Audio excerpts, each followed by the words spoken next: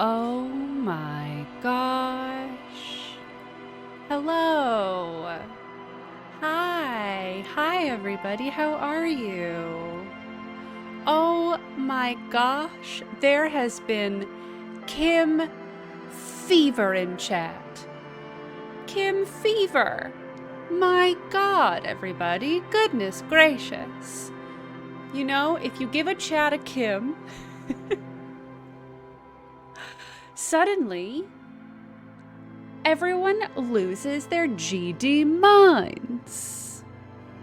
Welcome. Welcome. Thank you so much, everybody. Let me catch up here. My goodness. Huge thank you to Messiah for Hire and Number One Void and Twice Curved for subscribing, resubbing, for cheering little biddies, 3 bits, and physics, and then shrimp. And then Messiah for Hire gave out 5 gift subs. 5 of them. And then there was a hype train that happened. And then Potatoes Rule resubscribed. It's Kim time, left, right, and center.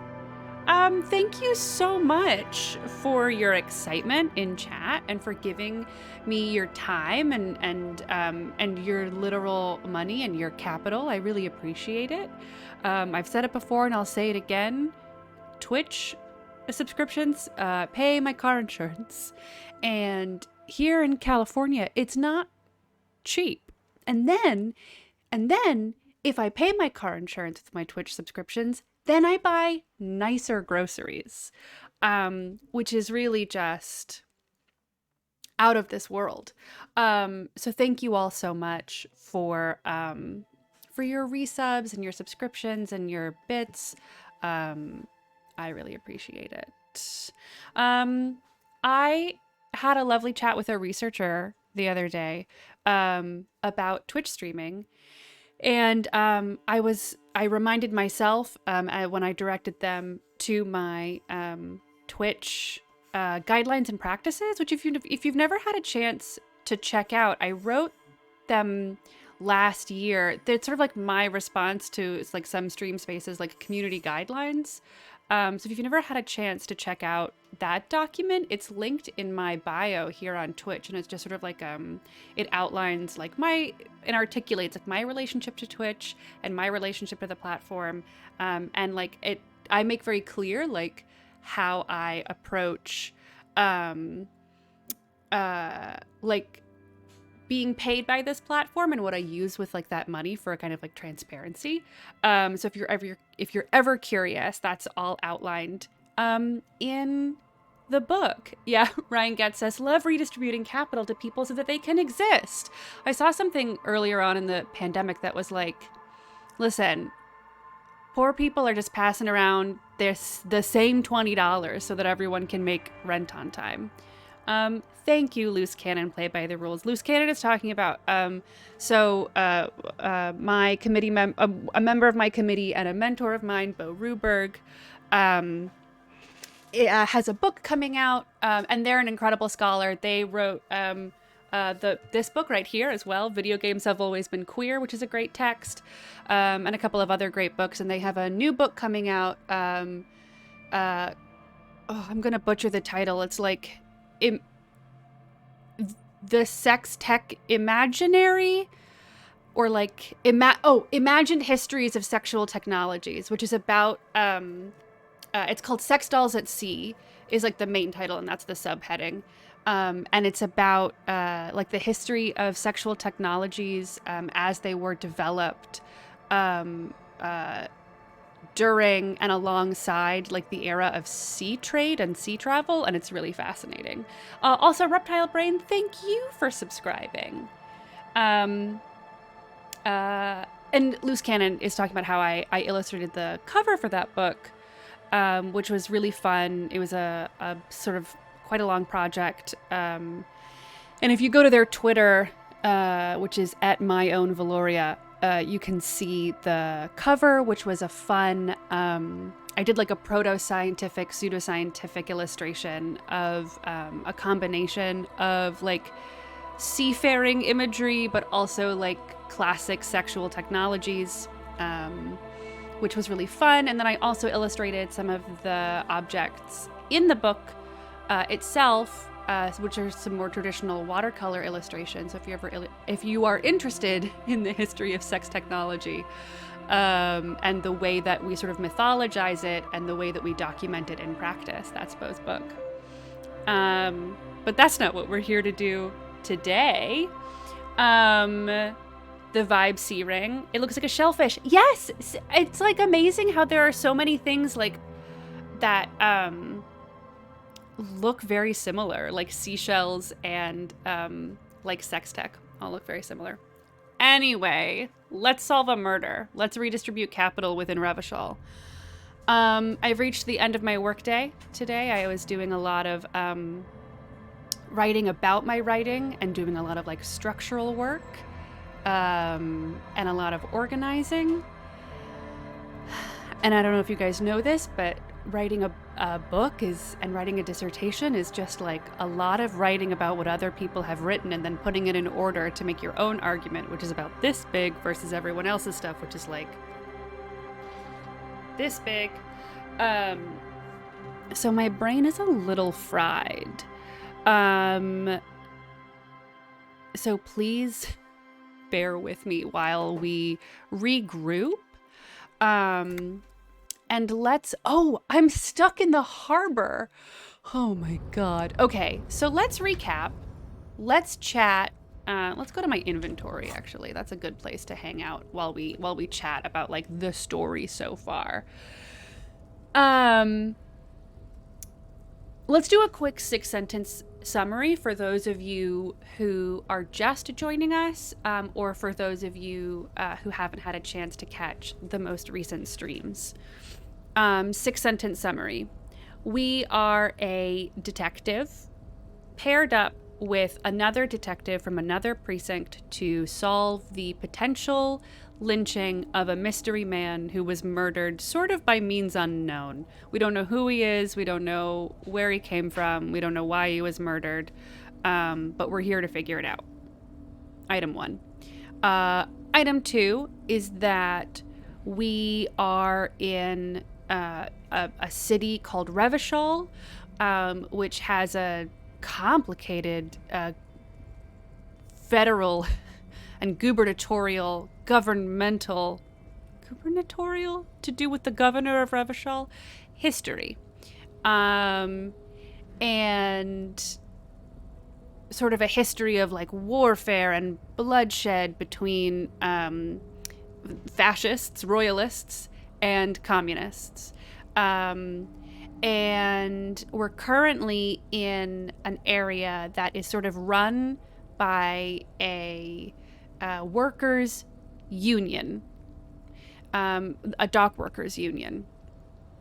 And there's a huge strife within the dock workers' union and potential corruption within the dock workers' union. But there's also a lot of corruption and strife within the overarching company, which employs the workers who make up the dock workers' union. So we spent a lot of last stream speaking with a woman who has been sent by the overarching company, Wild Pines, to quell the strike that is currently ongoing. It's possible that the murder that we're investigating has something to do with that workers' strike. Okay. Next. Our partner is the most beautiful, wonderful man named Kim Kitsuragi, and he has unending patience. We have amnesia and don't know who we are or where we came from, but we used to be an incredible cop. So Kim is sort of like putting up with the fact that we are a terrible cop who doesn't remember where he came from. And we've been slowly trying to piece together our clothes and gun and badge, along with our own history. So all of those things are coinciding and coalescing, and this is where we find ourselves. You also might notice that there's a new emote in chat. It's Kim Kitsuragi himself. I just thought it was very important for people to be able to, when they see Kim, to share a Kim. So if you are subscribed to the channel, feel free to drop those Kims in chat and Kim off, as it were. So what I'm going to do is I'm going to go through my journal and kind of piece together what it is that we are in the middle of. And also keep in mind that Disco Elysium has a really great Twitch integration. So at any time you can check out my character stats and you can check out the journal yourself. The Twitch integration also means that periodically we can vote on dialogue options, and we can also meditate to boost points at the cost of nerfing others. So if there are ever like some roles that we can't quite make, the Disco Elysium Twitch integration allows us as streamers to like beef up our own stats. Okay, so let's see what let's go through our journal and see what we can do and not do, while keeping in mind that I know we are currently stuck in the harbor. Okay, let's start from the bottom and work our way up. That's pretty in line with Disco Elysium, right? So we need to track down our gun. It's somewhere. Keep looking. Maybe someone else knows something. We need to remember to visit a man who had a great vantage point to witness the murder tomorrow at 9 p.m. That's when we said we would meet up with Kim. We're not going to go today. We're going to go tomorrow. Okay. We're going to try and get the hanged man's boots. This might be very difficult, and we have to wait for Kim to not be around. I don't think we're going to be able to accomplish this. Who knows? I don't even know that I want a dead man's boots. We'll see. We are going to sing karaoke at some point. I have to acquire a sad song on a tape. I don't know how that's going to go. There is a mysterious blue door in the hostel where we are staying, and we want to find our way inside. We need to figure out who it is that called in the murder. We don't know who it was. We thought we did, but then we didn't. The victim who's hanging in the tree has a bunch of wild tattoos, so we want to try and figure out if those tattoos mean something. Joyce is the hostage negotiator. Is the bargaining negotiator who's come from Wild Pines. And she has some information on the lynching, but we have to do some kind of dirty work or pretend that we're going to do some kind of dirty work for her in order to get that knowledge. We need to figure out how the victim's clothes got in the trash. There is a horrible child who hangs out near that trash can. His name is Kuno. It's very likely that once we get our way out of the harbor, we are going to have to spend a lot of time talking to Kuno. We need to find our badge. It's missing. Somebody might have it. And maybe we'll just find it somewhere. That would be nice. Every day, we have to pay rent to the man who runs the hostel and cafeteria. He's the worst. His name is Gart. Ugh. And we somehow have to come up with money every day to pay him. There's a jam mystery. There's a traffic jam, and there's a mystery about the jam. That's probably to do with smuggling drugs. Joyce's running theory is that drug smuggling is how the union is able to pay for their strike and support workers who are striking, which reminds me, donate to strike funds whenever you can. We have to get the body down from the tree, which is much harder than you might think it would be, because it's like really in there. We have the option to get a bunch of booze and drink it because our character is a alcoholic / recovering alcoholic, so we'll see. We again have to talk to Kuno, and I don't I don't know. Hashtag shoot the body down. I'm not good. I don't know. I don't feel like that could end real bad, and I'm frightened of it. Then, again, we have to talk to Kuno about figuring out where the armor is. Oh, on Wednesday we get to close the water lock, and that's really exciting. And it should also open up the map to beyond this area of Martinez and allow us to explore, like, a church on stilts where there's a cult. I'm very interested in that. We need to call Alice back tomorrow morning to figure out what the serial number on the victim's ceramic boots ties into. And finally, we need to figure out or find out who is in the Union area of the hostel where we are staying. And those are our tasks.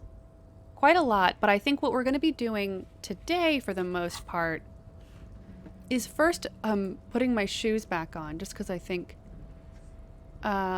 that's important to be wearing shoes. Look at them.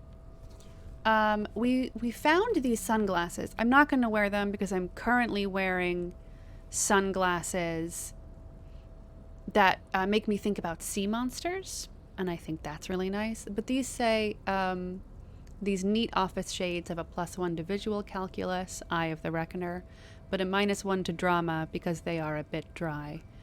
These were stuffed away in the dock workers' union office. They're perfect for scribbling down paperwork when the sun tries to get in your eye. Good for staring down suspects, too. But I've put our shoes back on, and I think I'd like to put... What is half-light? I've forgotten what half-light is. What does half-light do? Half-light, I feel like that's like reaction speed or like my desire to die. What is it?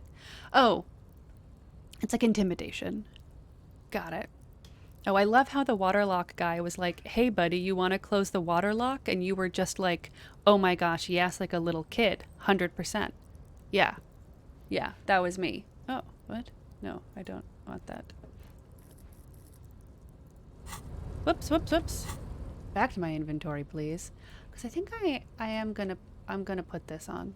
I prefer this jacket, although this one, oh, it does give me +1 to shivers and esprit de corps. Oh, it's so hard.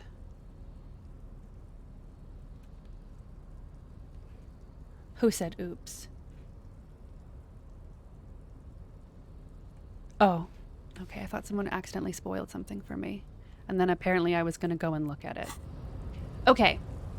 We're stuck in the harbor because I thought I was going to be able to jump off of a ledge. Oh my God. Yeah, I'll save. Oh, I just saved. Oh, we just opened the game. But I'll save regularly, I promise. We're stuck in the harbor because I thought that I would be able to just like jump over a ledge and then climb back, but apparently I can't.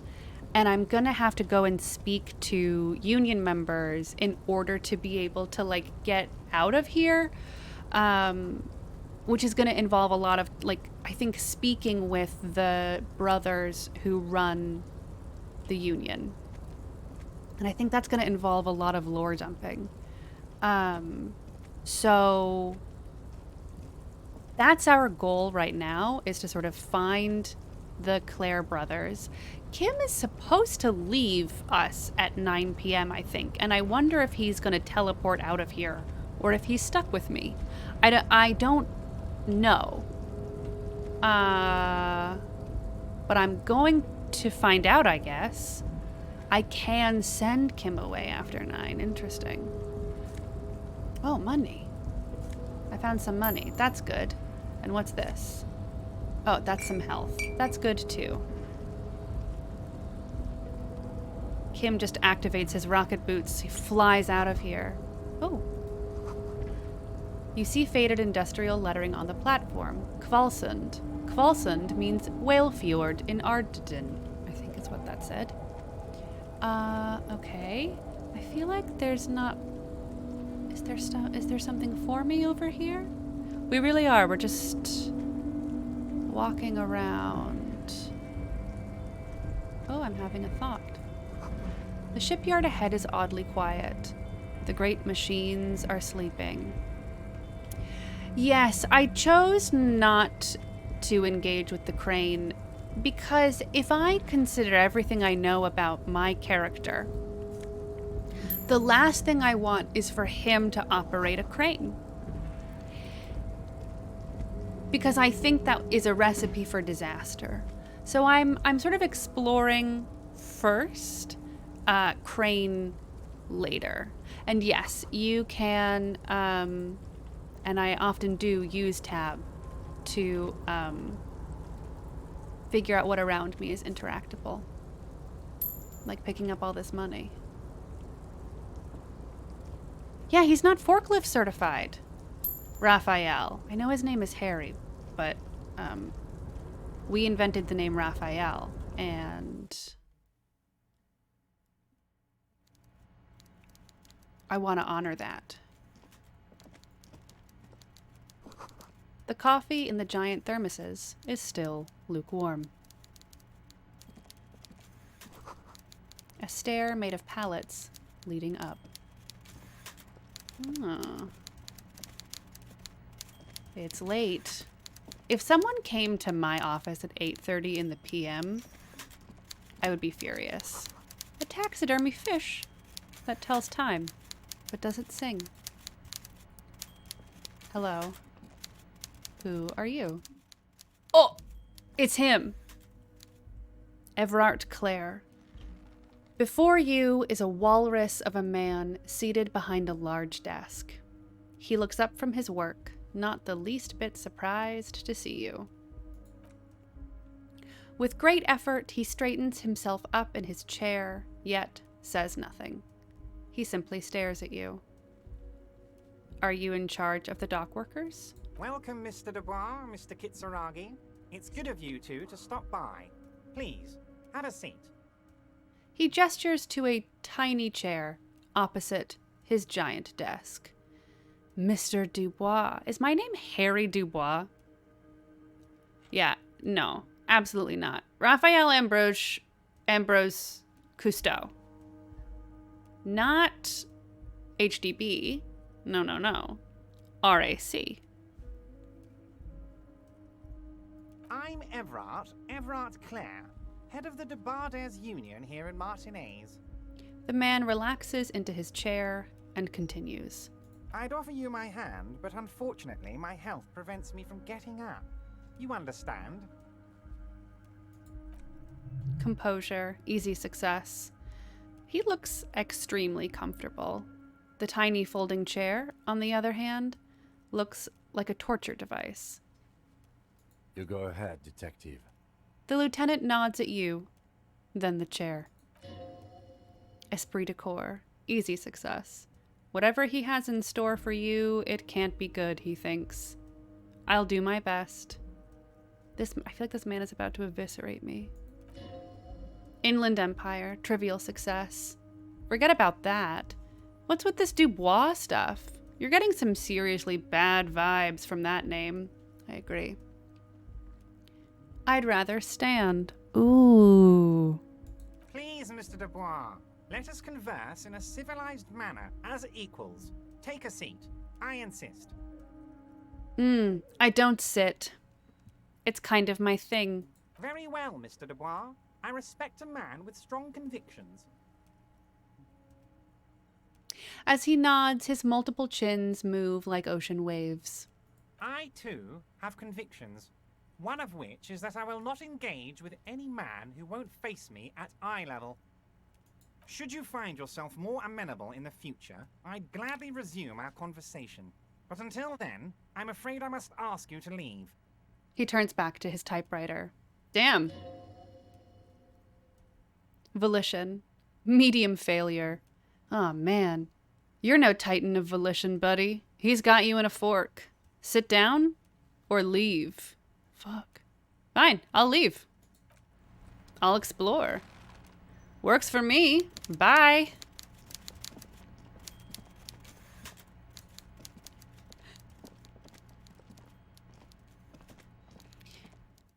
Bye, bestie. I'll go talk to this individual. The banner sags under the weight of rain and snow, white waves on red. Who's this? Container, container, I'll turn you nice and red. Container, container, put the logos on. Conceptualization. Medium success. The lyrics to this container song are being made up as he goes along. The accent is so thick it's impossible not to notice he's Ubi. From the vanishing peninsula of Ubisson? Sick on Monday. Ubisson? On Monday. Container, container, used to be Wild Pines. Container, container, now belongs to Everard. The tiny man is so engaged in his work he doesn't notice you. Hi! Everard, Everard, Everard, he looks after everyone. Huh? Well, hey there. How can I help you, mister? He smiles. I think I'm gonna do everything in my power to protect this man. I see you are not a union man, mister. Did you get lost? You're not one of them scabs, are you? A shadow passes over his kind face. No, of course not. I mean, I don't personally mind. Folks is just folks, you know, and folks gotta eat. He doesn't seem to be waiting for you to answer. Just some of the other guys don't look too kindly on the scabbing kind, if you know what I mean, mister. You're Ubi, right? Oh, yes. Born and raised in Arish, mister. Mum had to leave my dad after he got a bit violent. Took us here to the new world. I was about 10 then. Too old to lose my accent then. People say us Ubis are up to all sorts of trouble with sheep and other animals and whatnot. I just want you to know there was never any of that where I come from. No, sir. Those are just nasty rumors. Okay. Thank you for clarifying that, sir. What are you doing with the containers? Oh, I'm just making some covers for them containers here. Yes, I am. Yes, I am. So it's easier for the crane operators to spot them. He waves at the containers towering behind him. Logic, medium 11. Ooh, it's a red check. It cannot be retried. All right, let's give us a boost to intellect, shall we? So if you're on desktop, it's going to pop up on screen. If you're on mobile, you may want to navigate to the extensions before I begin. But let's give us a boost to intellect and then take it away from like motorics or psyche or one of the other traits, shall we? Because I would love to ask with this logic challenge. And if it's a red check... Whew. All right, so go ahead and vote. It's going to go away really fast. So you have to +1 to one trait and -1 to another. And it's going to go away in like 5 seconds. I believe in us. We're giving it the old college try. Okay. 83%. Hey, a success. Thank you. Logic, medium success. The containers in the yard are green in Wild Pine's livery, and the mountain rising behind Leo is all red in Union colors. Conceptualization, easy success. It's like some red infection was spreading outwards from the container yard's core. This looks like a massive redecorating operation, Kim. Leo, has anyone told you why you need to change the covers? Let's start with number 1. Yes, they are hiding it from the inside. All the red containers have the Debarders Union logo on them. Leo, has anyone told you why you need to change the covers? No, not really. Mr. Everett doesn't tell me all the big things. Says I go and tell them to everyone. He shrugs and continues merrily. Thanks, Leo. You've been very helpful. Oh, no trouble at all, mister. No trouble at all. The little guy affirms merrily. Where is everyone? The harbor's empty. Oh, most of the guys are down at the gates, keeping the scabs from coming in. He leans in with a confidential look. We're on a strike. The whole union is. You don't have to work when you're on strike. Ha! We haven't worked for 2 months now. So no one is working? Not everyone is down there, of course. Mr. Everard is in his office, where he always is. And Jean-Luc is guarding the gate. He chuckles, then pauses to think. But Titus and his boys got into some drunken trouble and Everard sent them on a nice vacation. for a week or so. He stops, but seems eager to tell you more. What kind of trouble did this Titus and his friends get into? Oh, I'm not really supposed to talk about that. That's union business. He smiles and leans closer. Him and his boys stirred up something in town. Probably drank too much and got into a fight or something. I heard Mr. Everett telling them to take some time off. But what did they actually do? I guess the boys got a bit too rowdy and had to let out some steam. I don't really know the details. That's just how boys are, you know. I haven't been in a fight since I was in middle school. Another chuckle. Easy, Leo. Let's keep this on the hearties. He looks to you for assistance.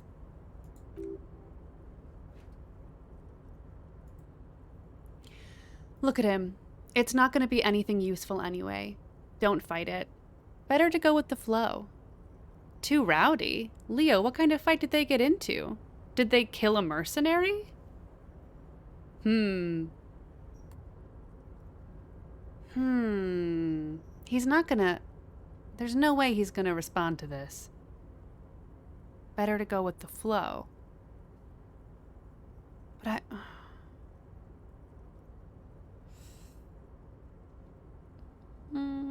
okay. I'll go with the flow. I remember I was the runt of the class.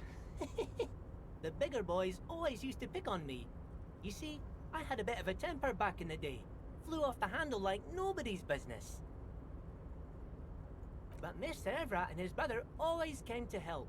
Once they beat old Noel Becker so bad he needed stitches on his head. Noel never started another fight with anyone after this. He chuckles again. Okay, so we're sort of painting our union guys as being rowdy, violent boys, including Mr. Everett and his brother. But of course we don't know which Mr. Everett is which. And they punched somebody so hard he needed stitches on his head. Mr. Everett and Mr. Edgar are real nice guys, Oh, mister. Everett and Edgar. You They're should go talk to Claire is Mr. their Everett. last name. I'm sure you'll be good friends. He's friends with everyone around here. The little guy starts coughing. Do you work here? Yes, yes. Everybody needs a job, and this is mine. I'm Leonard, by the way. Leonard Bellick. But everyone calls me Leo. Yeah, the snow is really coming down. The little man raises his hand in a welcoming gesture. It's even like sticking, which is incredible. I'm like Mr. Everett's right-hand man when Mr. Edgar is out of town, and Mr. Edgar's right-hand man when Mr. Everett is away. He chuckles. Actually, Miss Beaufort is the right-hand man, but she's a lady. A good-hearted chuckle again. Who is this, Miss Beaufort? The lieutenant looks up at Leo. A real pretty lady with a skin like those douce sucre candy bars my missus likes so much. Them are real nice to suckle on once the dinner is done and me and the missus sit down besides the radio. But I can't listen to the radio all the time. There's so much to do around here and I'm always busy keeping things running here. Yes I am, yes I am. Hold on, who is this Miss Beaufort? Oh, Lizzie, she is a real sharp tool. Mr. Everett put her through some fancy school and everything, east of the river. 4 years she was gone, and when she came back, she was all fancy and lawyerly. He respects that word. That's obvious. But she's a real nice girl. Grew up in this here neighborhood, knows everybody and gets along with everyone. Real pillar of the community one day, I'm sure. If me missus and me was to have a child, I'd be real happy if she turned out like her. But she can't have kids. Dr. Lemaitre said so, and she knows about such things. Been a doctor for almost 50 years she has. He sighs and falls silent, watching you meekly with his blue eyes. Logic, easy success. So Everett trained a lawyer named Miss Beaufort. Interesting. I think you're doing a great job around here, Leo. Yes, this place really seems to run like clockwork. Keep it up, Leo. The lieutenant smiles at the little man. Well, thanks a lot. Coming from you, it means a lot, really. You didn't think it was possible, but the smile becomes even wider. Sometimes I feel some of the guys don't really get how much I bust my ass for them here. But you guys are alright. We're all right. Are you the Leo who wrote the note to make more banners? Oh, yes, yes. I leave all kinds of notes for myself. That old head of mine ain't so good at keeping things in no more. I almost forgot about the borscht. He replies excitedly. What was that about the borscht? Oh, yes. I've been taking special whirling borscht to the men every day since the strike started. The little guy chuckles merrily. It's very, very good. Makes a man feel so warm and happy. I feel like I could take on Mr. Renadan's boar dogs every time the lunch is done. What do you mean by taking this soup to the men? Is it for striking? Yes, yes. I'm taking it to them. The borscht keeps them happy and in fighting spirits. Makes you all warm inside. They brew it in the whirling in rags. Hold up. Who makes it at the whirling? Oh, the whirling's cook. He makes it. Them is always talking with Mr. Manana in that weird language and laughing together. He doesn't speak what we speak. He's from Grad. Something is off about this borscht. I'm going to look into it. Oh, sure, mister. Sure. You do that. Yes, sir. The little guy nods. What's in that container over there? Point to the container suspended from the crane arm. Oh, that one. That should be empty as far as I know. Lots of containers here have nothing in them. They're just waiting to be loaded up. He looks at the container. Okay. I'm looking for the leader of the dock workers union. Oh, you want Mr. Everett then? He's an awfully nice fellow, he is. Him and his brother are both nice fellows. They've lived their entire lives in this here neighborhood. He coughs, then continues immediately. Guys like Mr. Everett and Mr. Edgar, his brother, are real good guys. Made Martinez what it is today. Mr. Everett and Mr. Edgar and I went to the same school we did when we were boys. Easy now, Leo. I just want to know where I can find this man. Oh, Mr. Everett is usually in his office, of course.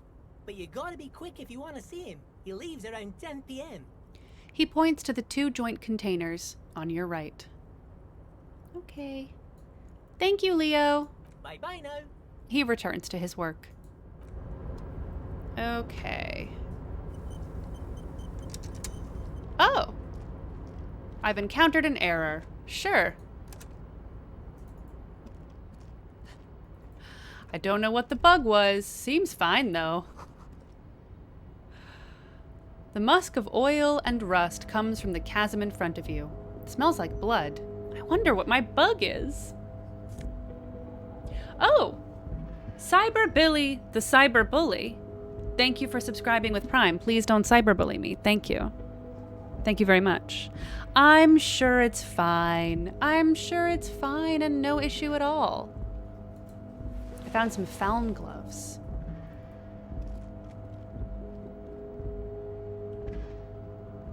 Oh, thank you.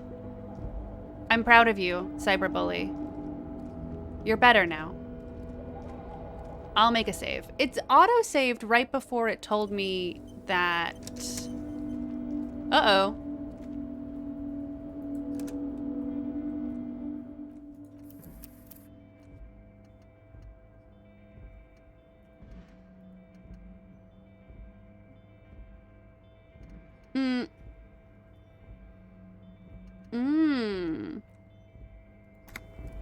Interesting. Interesting. What if I make a new save? Okay.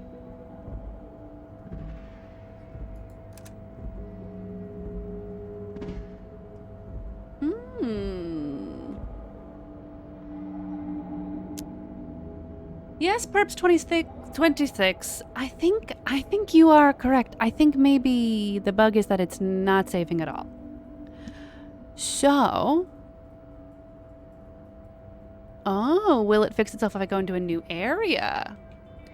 Interesting question. Let's head in. Yeah, I think it's very possible that I will. Yeah, I'll just reload from our last save. Yes, I do. Because if it's not saving... oh yeah, maybe I should relaunch too. Well, let's see. If I save now... Oh, uh-oh. All right, gang. Hold, please. Hold, please.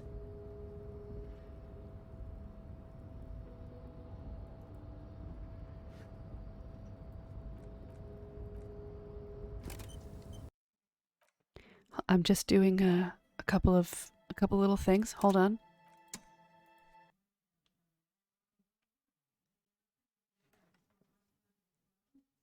Okay, just gonna... I just go too close to the sun, you guys. Da da da da da da da da da da da. Okay. Okay. Okay. We're opening. We're opening. It's thinking. Oh, okay. Yep. If I hit continue, okay. Interesting. Okay. What if I... How about that one? Okay. What about this one? Uh-oh.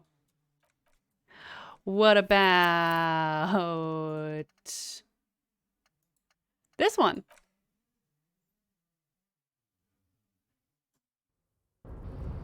Okay.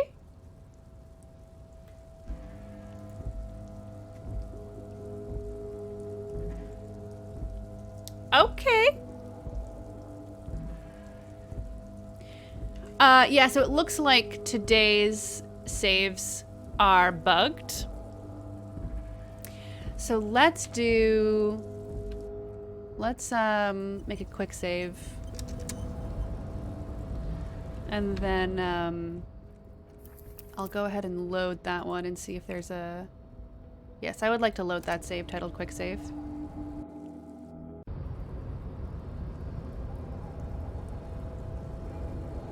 Okay. And then I'll make a real... Can I name this? No.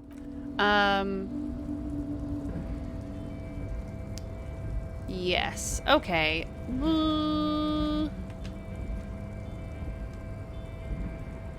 I will carry on.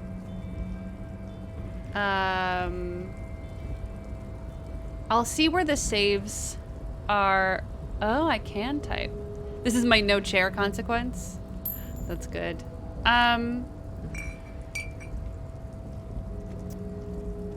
Interesting, interesting. I will try, I mean, we'll just speed run. It's Disco Elysium speed run. I'll just do all the things that I did before. Oh, I'm having a thought. Yep.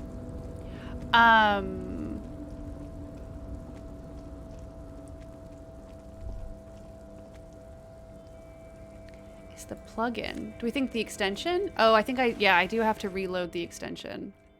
Hold on. Let me pull up my, is it? Yeah, okay.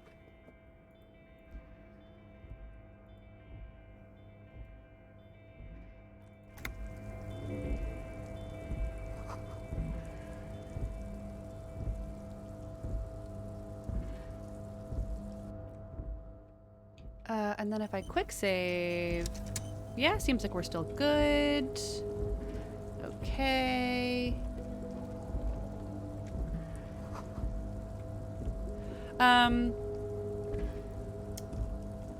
Yeah, I wonder if, should I tell Everett that I'm not going to sit in his chair again?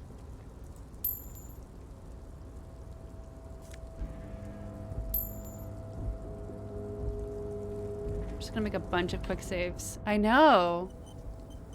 It was an easy volition, but I failed it because you can always. It is striking now to be back here and to see the whole area not covered in snow. It happened so slowly.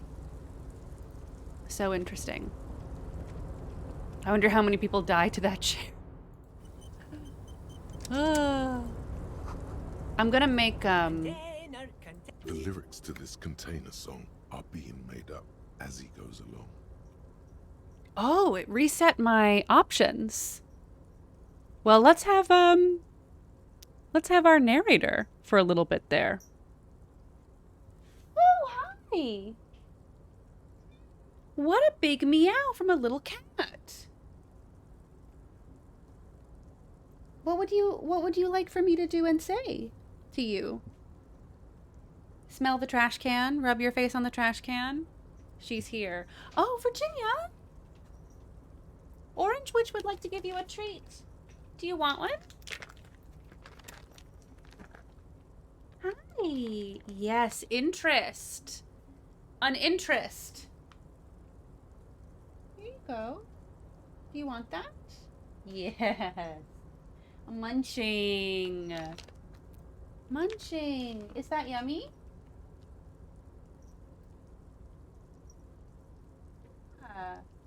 Isn't that yummy? Thank you to Greenies.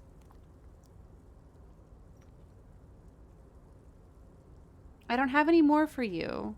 I know that now you're in business mode, having been given a treat. Yeah, she's here to tell us. She's here to narrate. The accent is so thick, it's impossible not to notice he's Ubi, from the vanishing peninsula of Ubisunt on Muindi. Also the text is smaller because I made the text larger initially so that folks could see it. Container, used to be ever. I see you are not a union man, mister.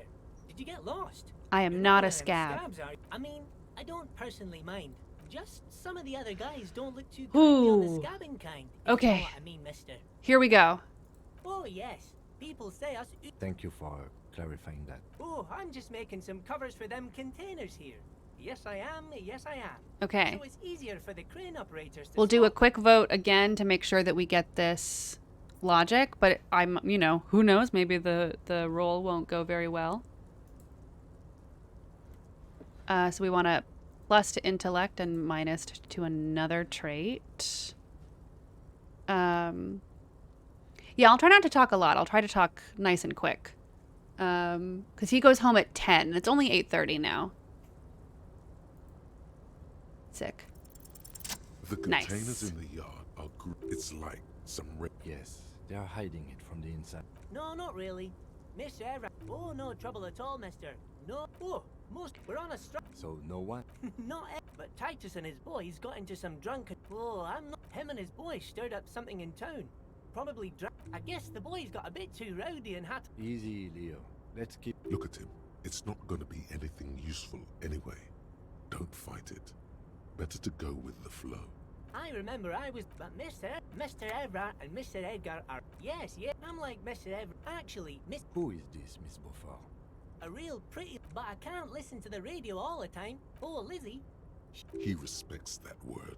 But she's a real nice girl. If me missus and me... Dr. Lemaitre said so. So Evra trained a lawyer named Miss Beaufort. Yes, this place really seems to run like clockwork. Keep it up, Leo. That part's nice. Well, thanks a lot. Sometimes I feel some of the guys don't... Oh, yes. Oh, yeah. It's very, very good. Yes. I'm taking it to them. Oh, the whirling's cute. Oh, sure, mister. Sure. Almost there. Do- Oh, that one. That should be empty as far as I know. Lots of containers here have... Oh, you want guys like Mr. Everard. Oh, Mr. Everard is usually in his... Okay. Oof.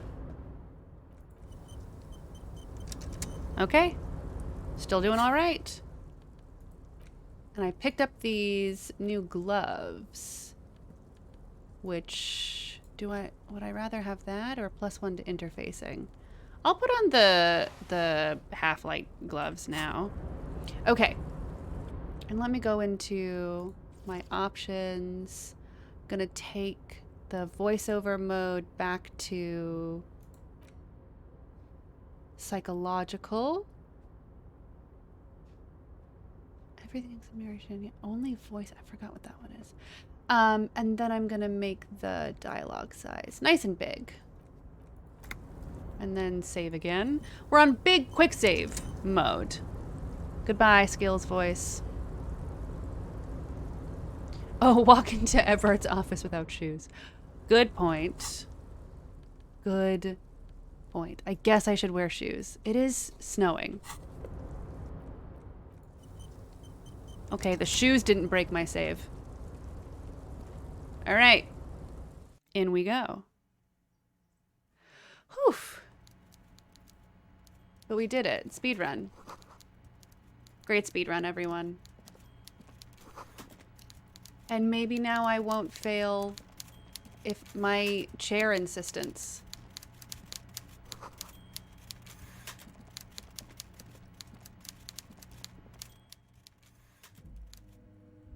Before you is a walrus of a man seated behind a desk. He looks up from his work, not the least bit surprised to see you. With great effort, he straightens himself up in his chair, yet says nothing. He simply stares at you. Are you in charge of the dock workers? Oh, good shout. Yeah, let's boost Psyche. Can I do that before I see it? Let's just do it now. Why not? So we're going to boost Psyche, but we'll take something down from, like, Motorix. And then that should last us about 2 minutes. Mm-hmm. Okay.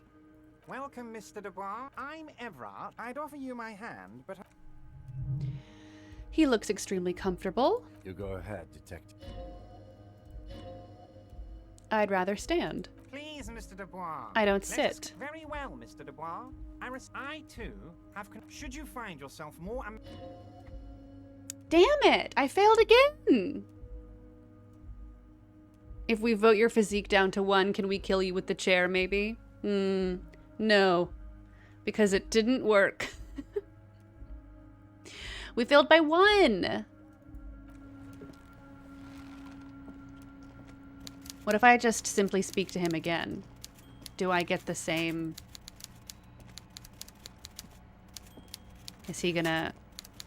Mr. Dubois, I hope Please, Mr. Dubois. Very well, Miss. I too. Should you find...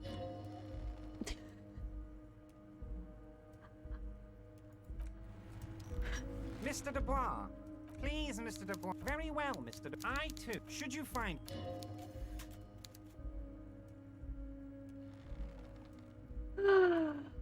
I guess it's probably taking from the same previous roll. It's probably not rolling every time. Do you think it's not rolling? It's not. It's passive. It's just not going to roll every...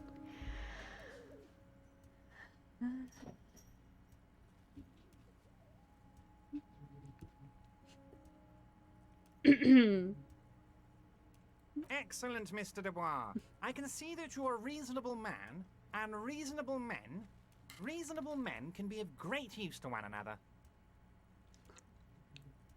He gives you a sly wink.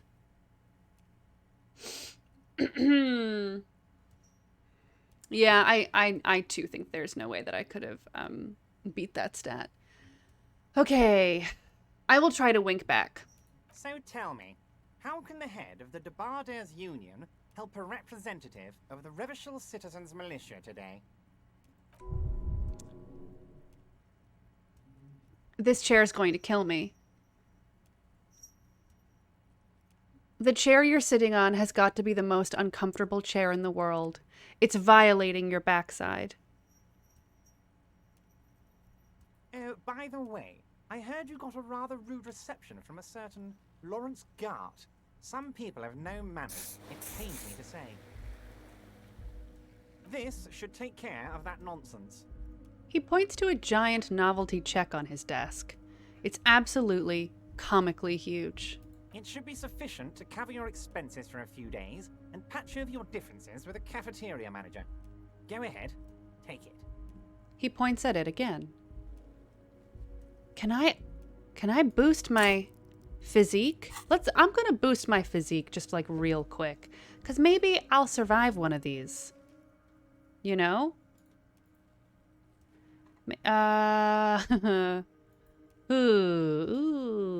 Don't know.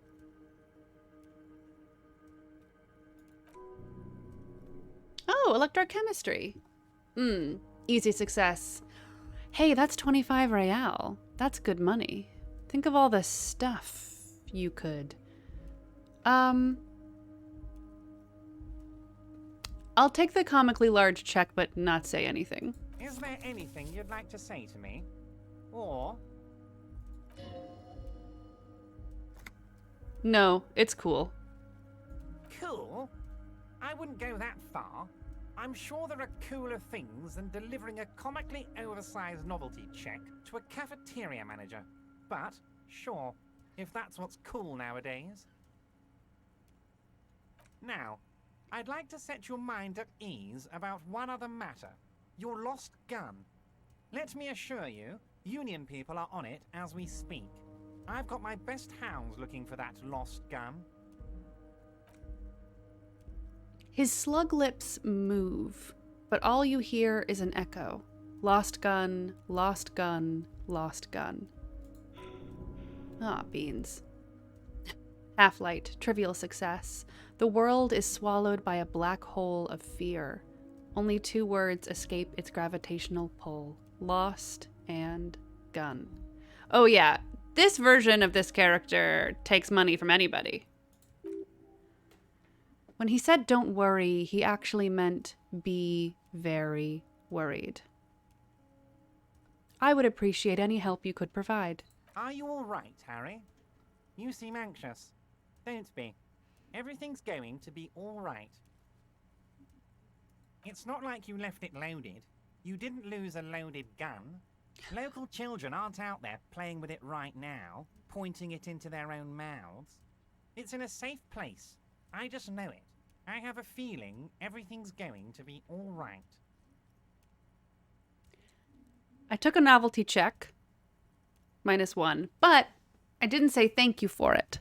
So that cancels each other out. But the chair is so uncomfortable that it's really straining my composure.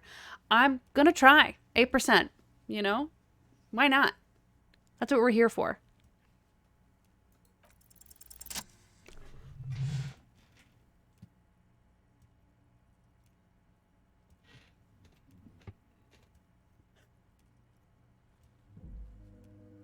A critical success? A critical success. This is Major League Gaming. This is Major League Gaming composure. Oh my god. Oh my god. Oh my god. You guys, what's gonna happen? Oh, I'm so excited. Oh my god. This is critical composure. This is next level composure. Raphael is a master at not losing his shit. He's never once thrown up, and he's never once lost his cool, except for one time when he flipped off a cafeteria manager and almost landed in the lap of a woman in a wheelchair. Composure. Challenging success. Who does this guy think you are? Ronnie the Rookie? You ain't worried about no lost gun or unpaid bill or forgotten name. You're the bad cop. You're probably more corrupt than him. Wait, that's it? That's my point of pride here? Fuck yes. You're part of the old guard, the ancient guard, the most corrupt, unholy cops in the land. Chill out like the black dragon you are. Sink deep into the folding chair. Smile and cross your hands behind your back.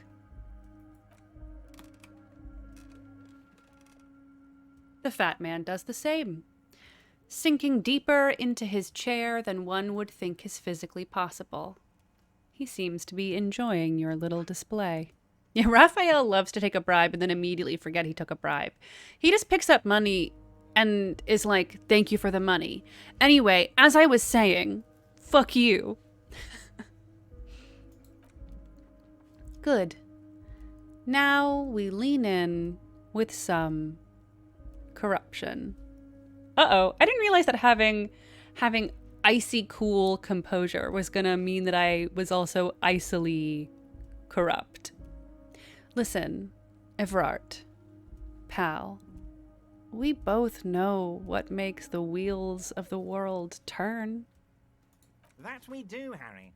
Let them say what they will about you and me. We're both born fighters. This fighter could have used a more comfortable chair. Or, nice bit with the chair, by the way. A good way to keep your guests on edge. That one. I'm gonna do that one. It was tough. It's a real toss-up. Why, thank you. It's always nice when a fellow professional appreciates your work. Steed bonnet. Yeah. That's it. Now kick back and add a final flourish. For dignity. Thanks for your hospitality. Feel free to visit me down at the station anytime. Or, this is a worm's lair and we both know why I'm here. To help grow your horde. Or, I'm not saying I'm corrupt. I'm rational. What do you think? Yeah, a smug chuckle. It's difficult to beat a smug chuckle. A smug chuckle. It's tough, right? What do you pick? Dead heat. Dead heat. Oh my god, this is a tie. This is a tie.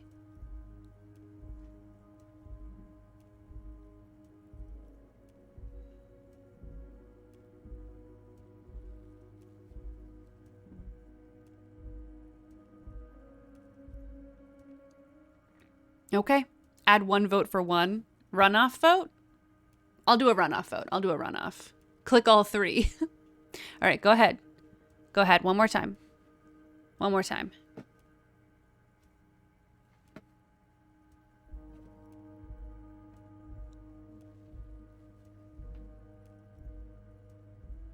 Oh, it's tough. It's tough again.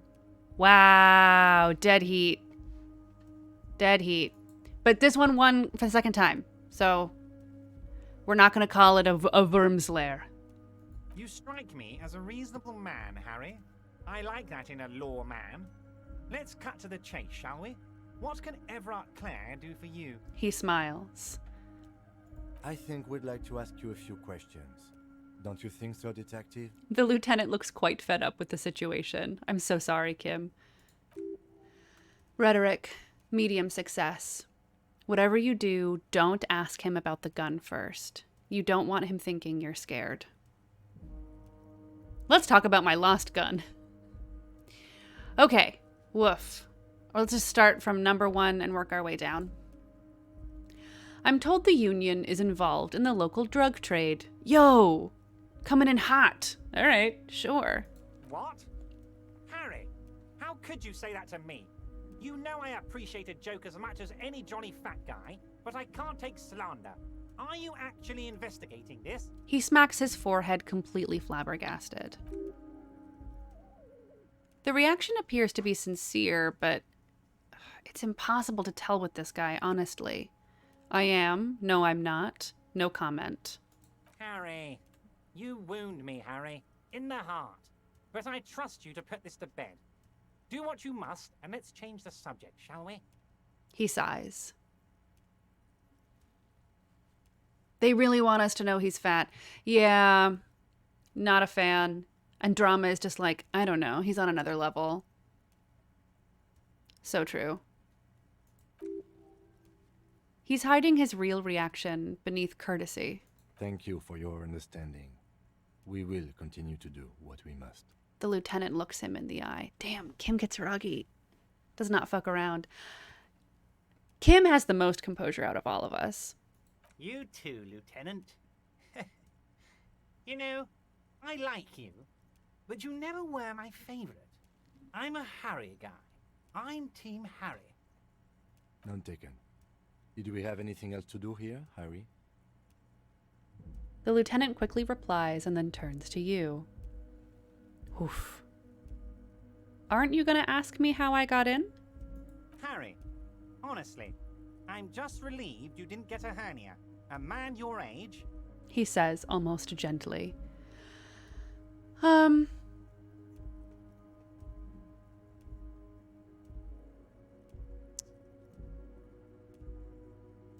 I too am surprised by the resilience and athleticism of this tool I've been provided with. Peak of my abilities. You did look like you were gonna collapse and die when I told you about your lost gun. He inspects you over the rim of his glasses. No, not true. I have the most composure out of anyone in the world. Anyway, I assure you, I am a very well-informed man. Information reaches me before I even get the chance to request it. I want to talk about the hanging. Oh, of course. That's your main thing here. That's why you're in Martinez. I know everything that goes on around here, and I would love to discuss it with you. He nods. I mean, it's no secret that the lynching is connected to the strike. So much to talk about. Honestly, it's been weighing on me so heavily. I understand you need to interview me. I sense there's a but. But there's a thing that's been keeping me up at night. I want to talk about the hanging. I mean, if we could just calmly talk, exchange information, we could blow this thing wide open. Yes, that sounds good. Let's do that. The lieutenant says with a slow nod. But I can't think straight with this thing weighing on me. You're police officers, aren't you? I have a crazy idea. You guys are basically door-opening machines, incredibly talented at opening doors. Kim, is that true? Are we door-opening machines? I'm not sure I understand. If you're asking us to break down someone's door, it's not going to happen. He looks at the union boss. Come now, I just need you to go open a little door for me and leave it unlocked. A simple thing. Absolutely nothing shady about it. Drama, medium success. An excellent opportunity presents itself, sire. You could win the trust of the arch-liar, pretend to play into his hand, then, should you wish, bend his efforts towards your own. Why don't you just open it yourself? Whose door is it? I bet you don't even know anything about the hanging. Damn it, fine. I'll look into it. We need to talk about that murder. Why don't you just open it yourself? Harry, I'm a very busy man, and more importantly, I don't have that extraordinary physique you do. You look like you could run around all day. He slams his fists together. You want to send someone a message that the police are working for you. I repeat, I'm a very, very busy man, Mr. Kitsuragi, and therefore I must occasionally enlist outside help. So what will it be, Harry? Whose door is it? Oh, no one's. It's just a weasel. A weasel lives there. Nothing for you to worry about. What do you mean by a weasel? A loud blabbering weasel. When weasels feel no one is watching, they start acting foolishly. He removes his glasses and rubs his nose. I feel like this is cigarette smoking man. Just go there, unlock the door, and leave it open. It's been such a burden on me, Harry. I just want this to be over so I can discuss business with you. I bet you don't even know anything about the hanging. Harry, my dear friend, I am what people call a local bigwig. I know everything that goes on in Martinez. I'll look into it. We need to talk about the murder. Fantastic, my friend. Just let me know when it's done and we can take our friendship to the next level. He flicks his fingers. You can get the key from Manana. He's down by the gates. Manana's like a free agent in the Union. Special operations. Hardened socialist. A real free thinker too. He'll tell you precisely where the door is. One last thing, Harry. He smiles, obviously satisfied with how well he planned it all out. Just open the door. You don't need to go in or anything. I just want that weasel to come home and see the unlocked door. I met Joyce, the company representative. Oh, that's very nice. I haven't gotten around to her yet. I'm very, very busy, you see. I hope you're getting along. He adjusts a button on his sleeve. One thing I want to make very clear, Harry, is that this is not some kind of union versus corporation situation. Everyone is just pals here. Just pals? Yes, we're all trying to do what's best for Martinez. Don't feel like you shouldn't work with her just because you and I are such good friends. I'm not a jealous guy. His smile widens. What happened to the previous negotiator, Mr. Gaumont? What do you mean, Harry? Nothing. I let him go. The big man sounds annoyed. He made concessions for the company in previous negotiations. Why would you let an ally like that go? He's an old man, Harry. I wanted him to spend more time with his family. God knows how long he's got left. He looks down and sighs. Harry, I have little people in my organization. I would never call someone a midget. What is this? Honestly, I'm beginning to think you're a midget, Harry. I'm only kidding, Harry. You're not a midget. No one is. We're pals.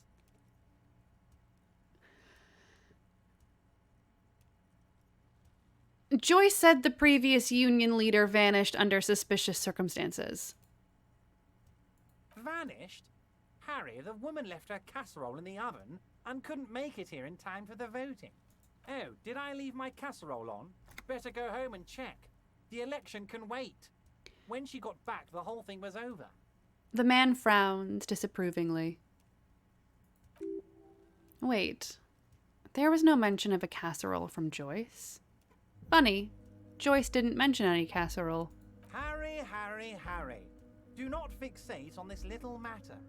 Maybe it was a rabbit stew, or a hairdryer, or an iron. The point is, her heart wasn't in it. Mine was.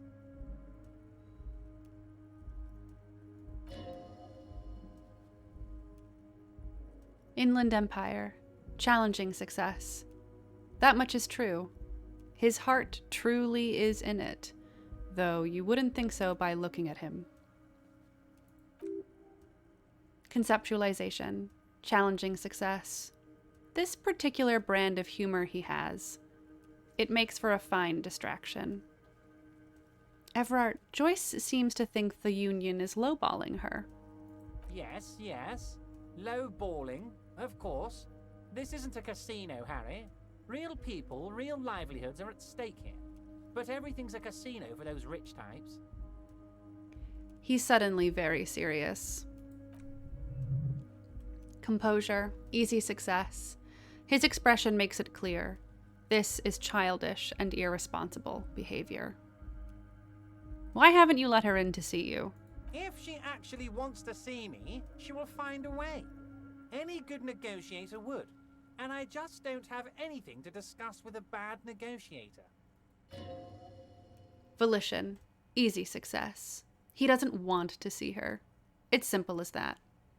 Okay, let's talk about something else. Of course, Harry. Let me just assure you one more time. It's perfectly okay to share anything we discuss here with this Joyce. This is a completely transparent organization. I have no interest in what she is doing, but I myself have nothing to hide. Your business is your business, and I respect your privacy. Just remember, none of this is secret.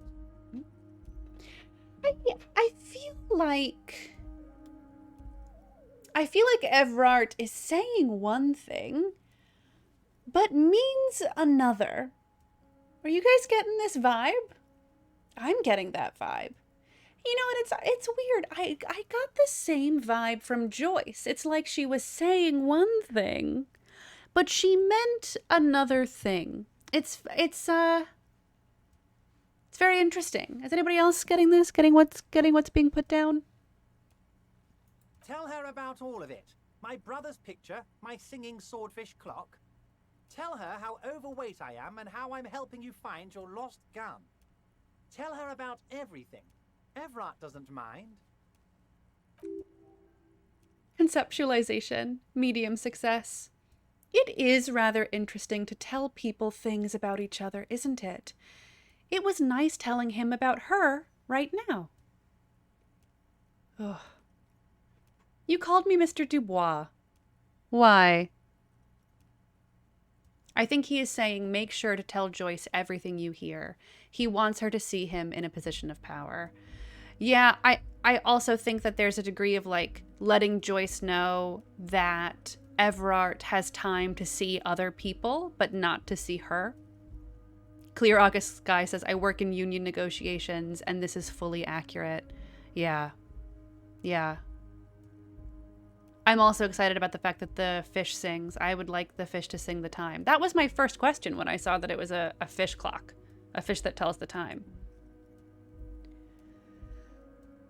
I would like for everyone to acknowledge that I'm changing my name to Raphael. Of course.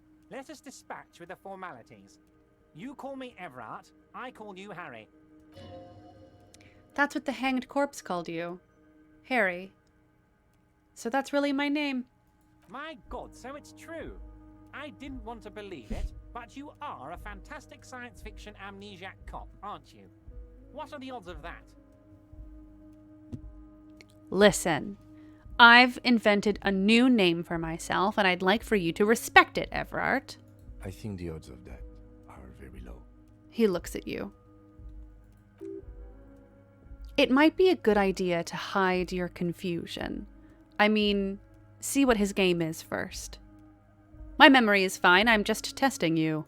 So good to hear that, Harry. Apparently my sources were wrong. However, if you did have a spot of memory trouble, I could help you out with my big fat folder. Words flow like a river of honey from his lips. I guess word has already reached him. No matter. No harm done. Are you trying to tell me you've gotten hold of some of our documents?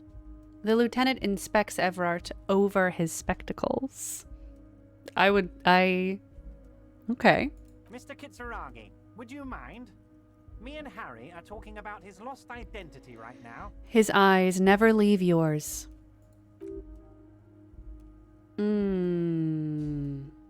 Don't just jump to the folder. That's not smart. Shows you're on the edge. Do some probing first. Let's get this straight. What is my full name? Where did you get that folder? No, don't just jump to the folder. Damn it. It's Harry. Harry Dubois.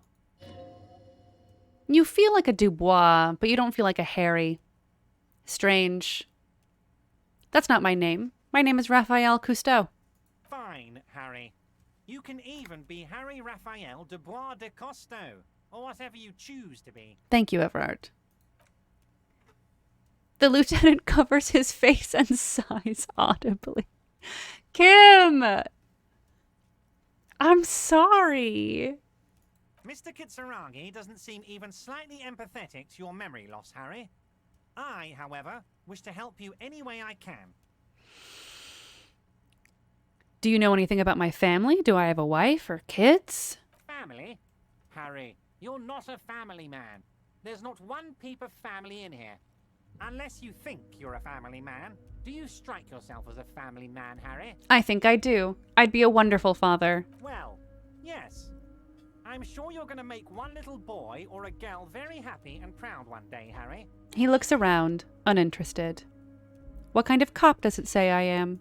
Well, Harry, if I were to sum you up in one word, it would be apologetic. What? I'm not apologetic. I'm confident. Well, you sure come off as very confident in all our interactions, Harry.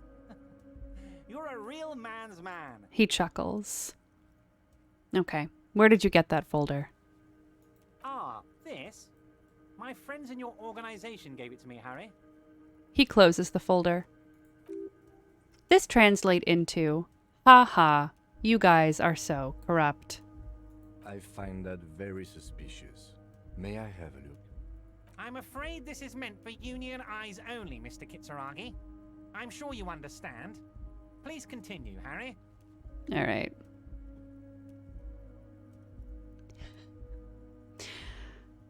All right. I have a 92% chance. But I did earlier succeed on an 8%. So, you know, I'm just going to give it a shot. Yes, incredible. Success. As you look at the folder, Everard covers it with his hand and pets it. He's hiding it from you because it's not a real RCM folder. It's just another one of those brown folders you saw in the file cabinet. That's not an RCM folder. Okay, Harry, you got me. This is from the Census Bureau, not the RCM. Those Census Bureau people are absolutely corrupt. You should do something about them. He says, grinning. He got the name from the Census Bureau, and everything else from your actions here in Martinez. Yes, Mr. Kitsuragi from the Census Bureau. Like I said, now I'm actually a very busy man. So is there anything else I can do for you, Harry? He looks annoyed. That means he doesn't really know anything about you. A pity. The mystery of you will have to remain a mystery for the time being. So, the Census Bureau says my name is Harry Dubois. Yes, that's what I said. Try to keep up, okay? Let's move on. Let's talk about my lost gun. Yes, your lost gun. My best men are on it. They're turning every stone, searching every playground, asking kids, grandmas, everyone. His face turns serious. Your gun will be found, Harry. Let me assure you of that. It's just a matter of time and effort. He winks at you. The only way to find it seems to be working with him. He might even be holding your gun hostage. Hold on. Could he really hold my gun hostage? Wait, the gun may have been bought from Roy's pawn shop. Have your men factored that in? I will not be blackmailed with this gun business. I don't care about my gun. Keep it. Does this mean if I do things for you, I will get my gun back? Hold on. Could he really have my gun hostage? Who knows? Only one thing is certain. If you work with him, you're going to get it back. And working with him might be the only way to do it. Does this mean if I do things for you, I will get my gun back? Damn it, Harry. That's exactly what it means. I'm only kidding, of course. He turns to the lieutenant. Of course. I understand. We help you, you help us. The lieutenant replies dryly. Everard, I'm going to leave now, but we might talk again later. Wait. You need this to get in and out through the gate. He leans, reaches into his drawer and pulls out a plastic card. Great. Wouldn't want to get stuck in here. Here, you're one of us now. A real red and white Union man. Take care, Harry. All right. Phew. Phew. Ooh-wee. Special borscht. And open an apartment door. Oh, I survived the boss fight. I did not insist my name was Harry. I insisted my name was Raphael. Because my name is Raphael. The giant novelty check. This 20 by 50 centimeter check looks like it's meant to be handed over ceremoniously on a gala-like event. It supposedly exchanges for 25 real at your local fruit store. Below the number, a careful hand has written the words, "Constable's rent. All of it. Note, worthless in a pawn shop." This laminated postcard offers a glimpse across the river. A little more than a decade after the war, the eastern bank is already fully renovated. The hillsides are lush with gardens and residences. Someone's parked a small beige airship by the fountain. This postcard will sell for a pretty penny. Yeah, I've heard that it's pronounced borscht, and I've heard that it's pronounced borscht. And from Ukrainian people and Russian people, and I just don't know. I feel like everything is true and everything is not true all at once. Is there anything else? I think that's it. Whoops.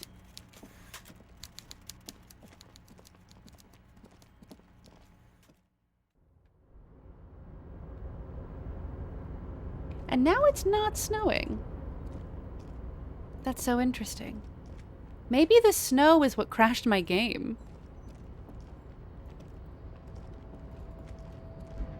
Oh, oh, oh.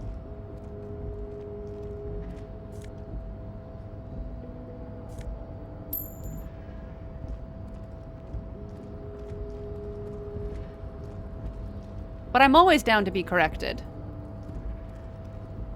Oh no, this way.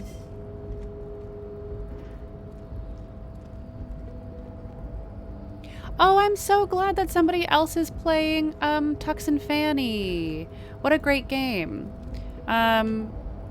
Somebody actually managed to email me, and this was great, an archived version of episode 3 of my and Jack's Tux and Fanny playthrough. So I'm looking forward to uploading that How far did you get before you crashed? Not too far. Just through a little bit of a conversation with Everard and through the conversation with Easy Leo.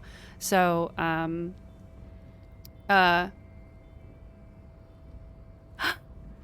it was Medium Dragon. You can make yourself knowable if you feel comfortable. So I'm hoping to upload that pretty soon as well. But yeah, it's always good to pass around the love of Tux and Fanny. Yes, I refused to sit in the chair, and then I talked to the guy outside. Okay. I'm gonna push it. I'm gonna push the button. With a loud grind, the crane shifts overhead, moving a massive metal container through the air. It's moving. It's moving all around.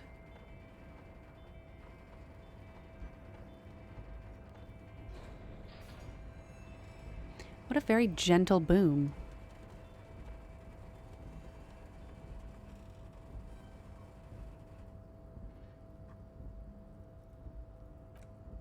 And with a surprisingly quiet thunk, the crane places the container down.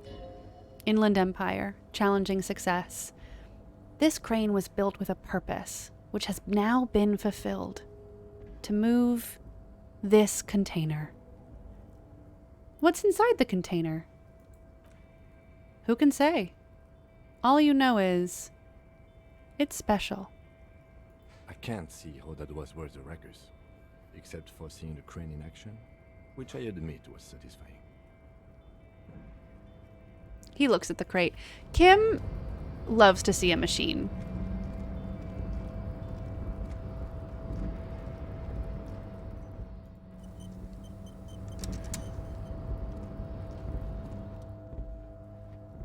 Before you stands a cargo container, just one of many in the yard. Lieutenant, I think there's something special about this container. Is this like your thing with that wall again? Maybe? I can't tell. I think we should investigate further.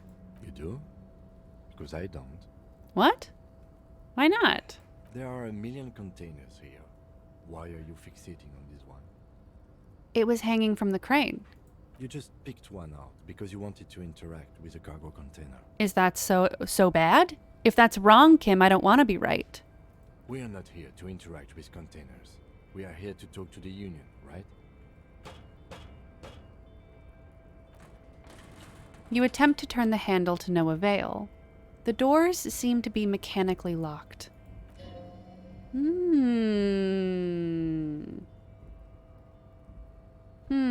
To your left, the lieutenant considers your actions with some puzzlement. That's a blue. Hold, please. Whoops.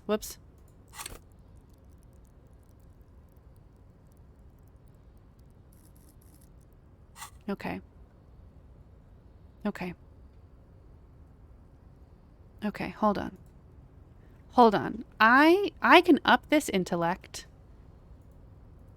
That's something I can do, right? And then, even then, it's still crit only. Oh, Okay. You know,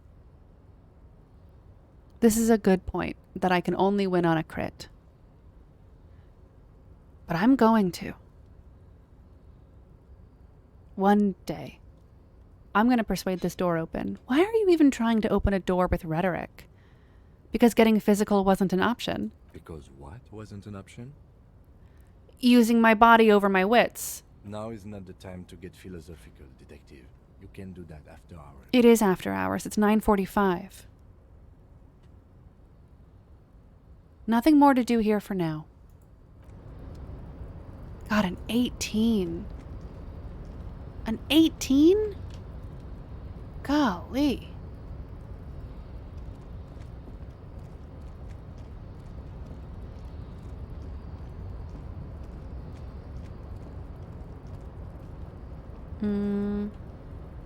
Oh yeah, I think this is the way that I leave.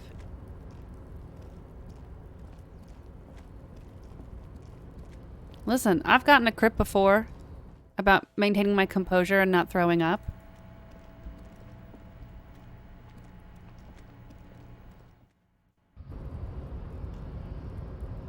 A 1 out of 36 chance just means that I just need to save scum 36 times, and then hopefully it should work. In case of a strike. Oh my gosh.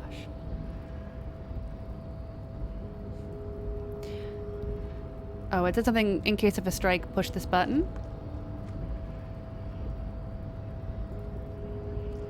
What's over here?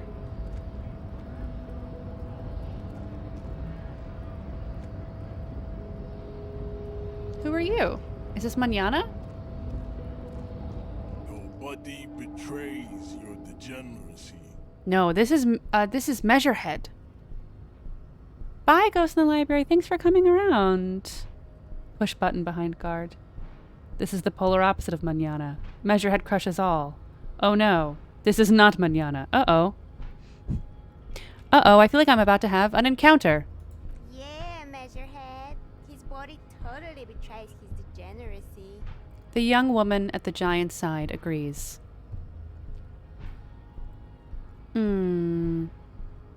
Say nothing. Size him up first. Oh, this is the racist that Joy was talking about. Uh-oh. Are you admiring my morphophysiology? A ripple of muscle passes underneath his skin. He lets you look. It must be frightening to stand in the shadow of this racial pinnacle. Be calm, Sandwich. You are not in danger, because you are not a threat to me.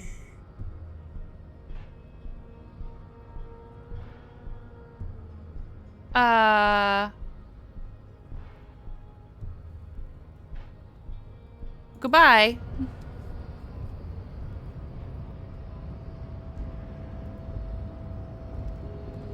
Oh, I can't go over there. Okay, interesting.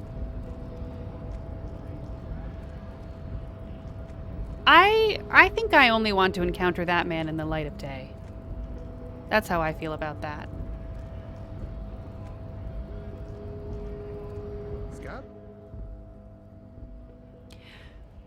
Here's Manana. Here's Manana. Scab? Asks a man with jolly eyes, tilting his head. You're hazy on the notion of a scab. Smells like politics, though. Maybe it's got something to do with the flask he reaches for from time to time. I'm not a scab, I'm a cop. We don't... Okay. I'm not a scab, I'm a cop. Oh, if you hadn't jumped the gap, you would have had to go past Measurehead. Oh, interesting. I was just messing with you. No one's ever seen a cop scab. His smile deepens his wrinkles even more. Imagine, you cops going on a strike, but then another cop comes in and says, let us cop for less money. That's a LaCroix, baby. He chuckles, then realizes. Speaking of, what brings the RCM here? To the Wild North? Come to see the strife? Everett said you have a key to a door? A key, huh? What door is this key supposed to open? He runs his fingers through his mustache. I was hoping you could tell me. Of course, I got you. You don't know anything. He taps the side of his nose with a little wink. What flavor? This is mango. Jack and I have been going through every flavor that's available at our local supermarkets. And every time we go, we have to get a new one. Jack calls them sips. They're not sodas. They're not cans. It's not pop. It's sip. You want a sip? A sip. This is a sip. All of this in one can is a sip. Do they have cherry blossom where you are? Oh my god. I mean, listen, I live in LA. So I can get to Cherry Blossom no matter what. I enjoyed the watermelon one. Have you seen and or tried the coffee flavor? What? I got it today and it fucking sucks. No! What? Oh, hibiscus is good. We got raspberry. I like that hibiscus is called like hibiscus. That's very funny. It tastes like chocolate. What? LaCroix, why would you do this?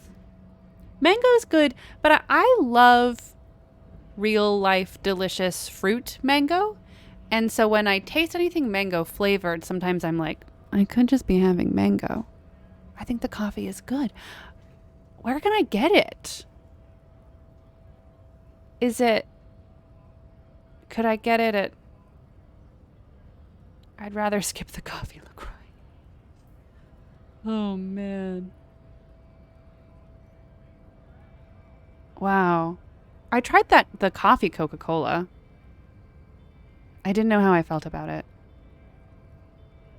I got that key right here.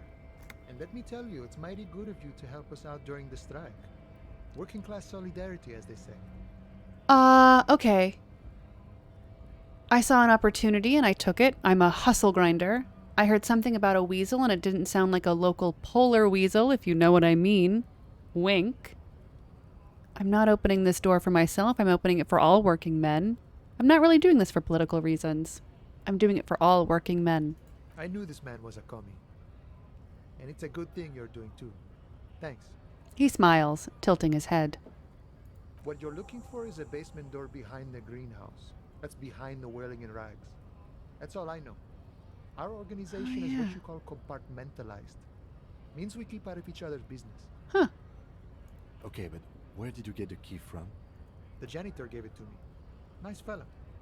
We talked about life and things that really, truly matter. His gaze wanders off into the distance. None of this mess we're in. This jiving and juggling. What's it for? To feed our children, I guess. He doesn't wait for you to answer. Anything else I should know about this task? This weasel person? When he'll be home? I'm more of a philosophical dock worker. I like to talk about the big picture stuff. Who I am, who you are, what we are fighting for. The man takes a big sip from his flask. I bet it's got LaCroix in it. He means he's not going to tell you, because he doesn't know. But he will shoot his mouth off with you now that you're working for Everart. Inland Empire medium success. Who he is, and what they're fighting for? This is interesting. Why are you striking? We're negotiating our share. Your share? Aye. He seems pleased with himself. How large a share would you like? All of it. However, right now we want all the harbor workers to be on the company's board, so they could take part in the decision-making process. This seditious talk sounds like communism. Just so we're on the same page, communism is basically wanting to kill the rich people, or deporting them to a labor camp in Southeast Grodd. But don't say that out loud if you're a communist. Are you a communist? No. I don't think I'm a communist. Seeing something of value and saying I want it all to myself is a much older and simpler notion. No science to it at all. He pauses to think for a moment.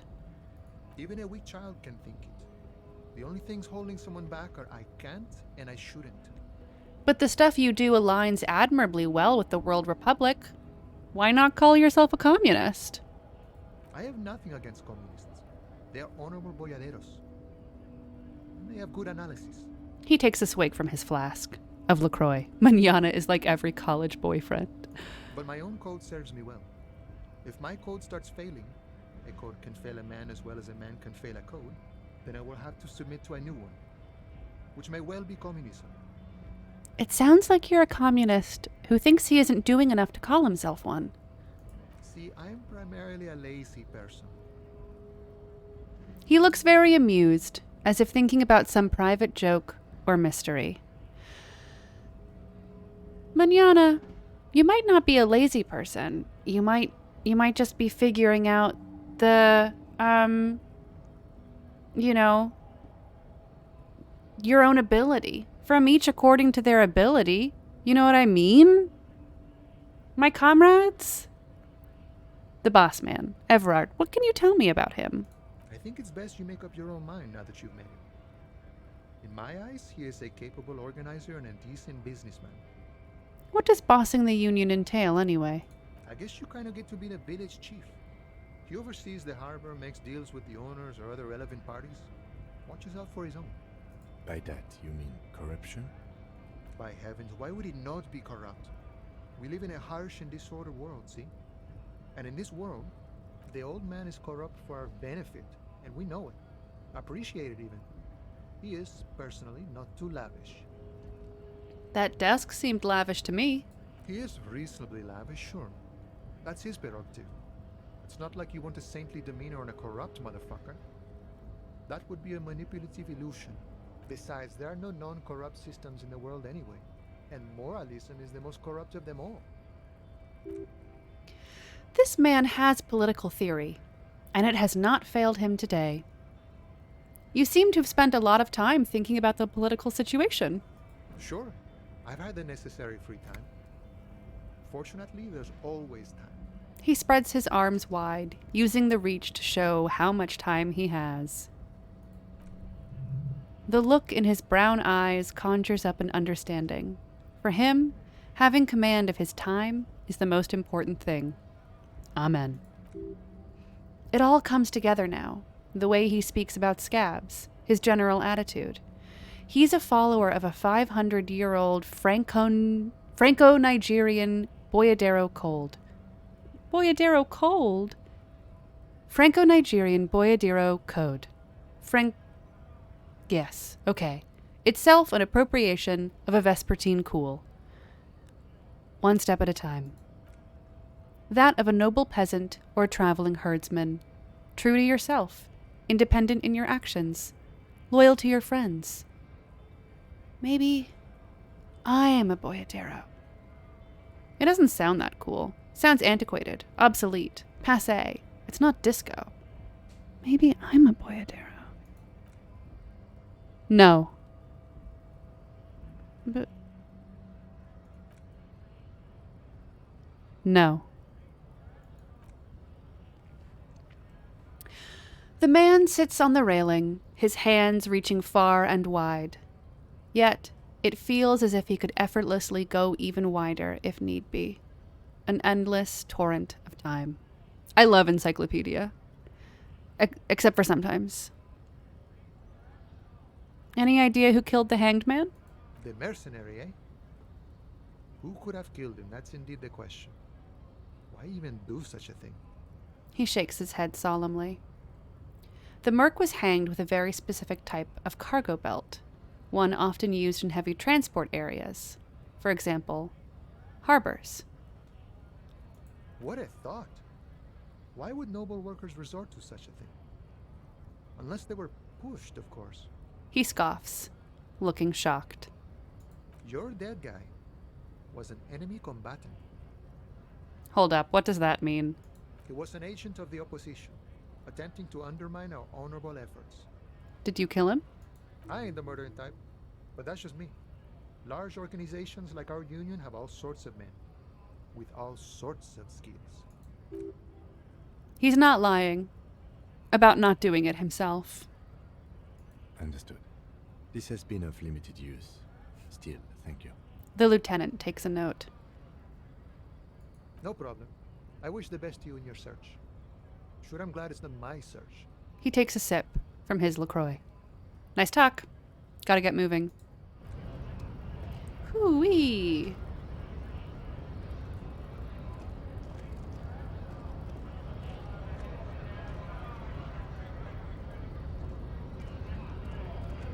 Oh, Kim wants to talk to me. It says Grey. The Greater Revachol Industrial Harbor. Grey. We should think about calling it a day, maybe. The nights are still miserably cold this time of year. Yes. My hostel room calls. The Kims in chat. We can pick up where we left off tomorrow morning. I agree. I mean, what a day. You know? What a day. My goodness. Today's Monday. Tomorrow at 9 p.m. I have to be at the, Oh. No, I need to put Kim to Betty by putting myself to Betty by. I know, it's still day 1. Can you believe it? Well, Smoker Balcony is tomorrow. Yeah. Because if Kim is going to come, it has to be tomorrow for some reason. Kim was like, we're going to do it tomorrow at 9 p.m. And I was like, oh, okay. I know, it feels like we've done so much. But it's only our first night.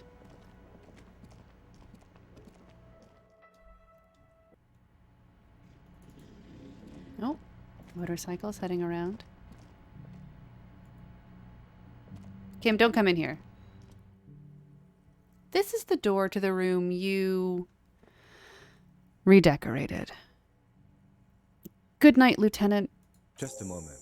We should talk about our progress on the investigation. Let's go out to the balcony. Okay, let's go.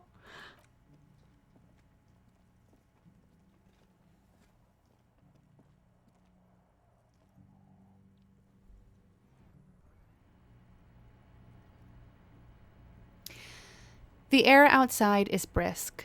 The lieutenant is silent for a moment. He listens to the traffic hum. Then... Now then, we should talk about the investigation. But I also feel you're a bit hazy on the RCM. Our role here, our rights, our jurisdiction, basically. he lights a cigarette. I didn't know you smoked, Kim. I have a cigarette every night when I go over my nose. It's something of a ritual. Oh man. He looks so devastatingly cool with that cigarette. How did you get so cool, Kim? You mean this?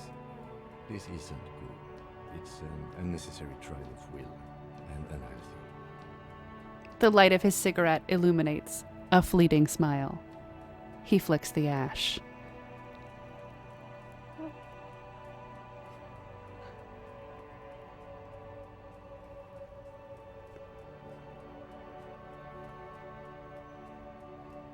I would simply pass away.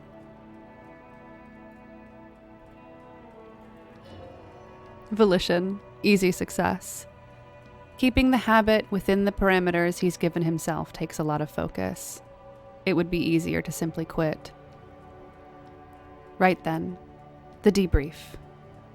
Yes, it's been a long and eventful day. He pulls on his cigarette. How do you think today went? Well, we inspected the victim's body, so that's good. It was not easily approachable in that state, but we did it.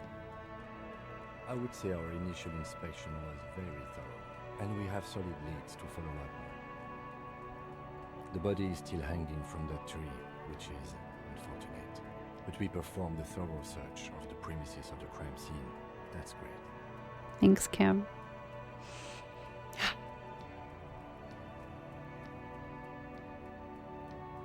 I generally prefer to start with searching the scene and then move on to removing dead bodies. It's not my job to evaluate your methodology, officer. I'm just going through the facts. As for the interview, we conducted an interview with Everard Clare. Kim's about to tell me he's so disappointed that I took a lot of money from people. He wasn't particularly forthcoming with useful information, however. He's not saying much on the matter because he thinks you could have gotten more out of Everard. I'm a little intimidated by him, honestly. He has stuff on me. Well, we will have to work through that. He frowns.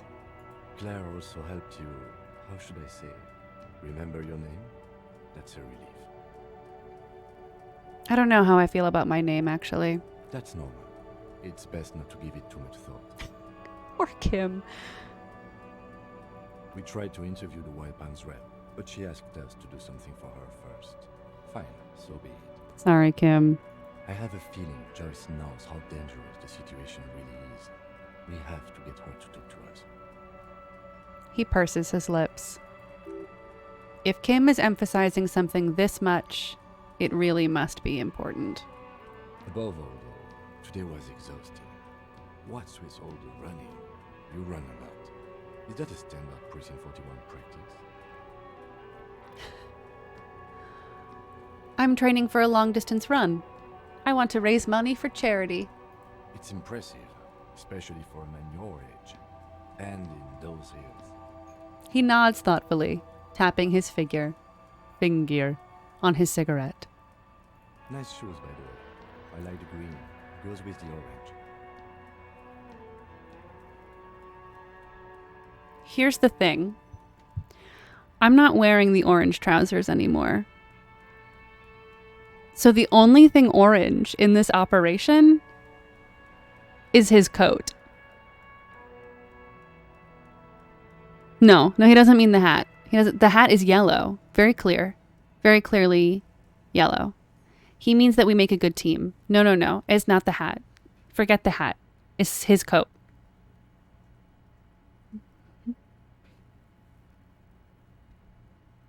This is flirting. Exactly. This is big. If you were a gay musical theater teen in the early 2000s, at one point, Glinda the Good Witch says to Elphaba, green goes good with pink. And every teenage girl who liked girls was like, oh my God. Oh my God.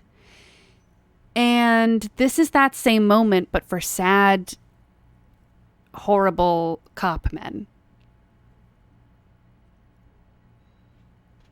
Thank you. So what are our powers exactly, the RCM? They're quite limited, actually.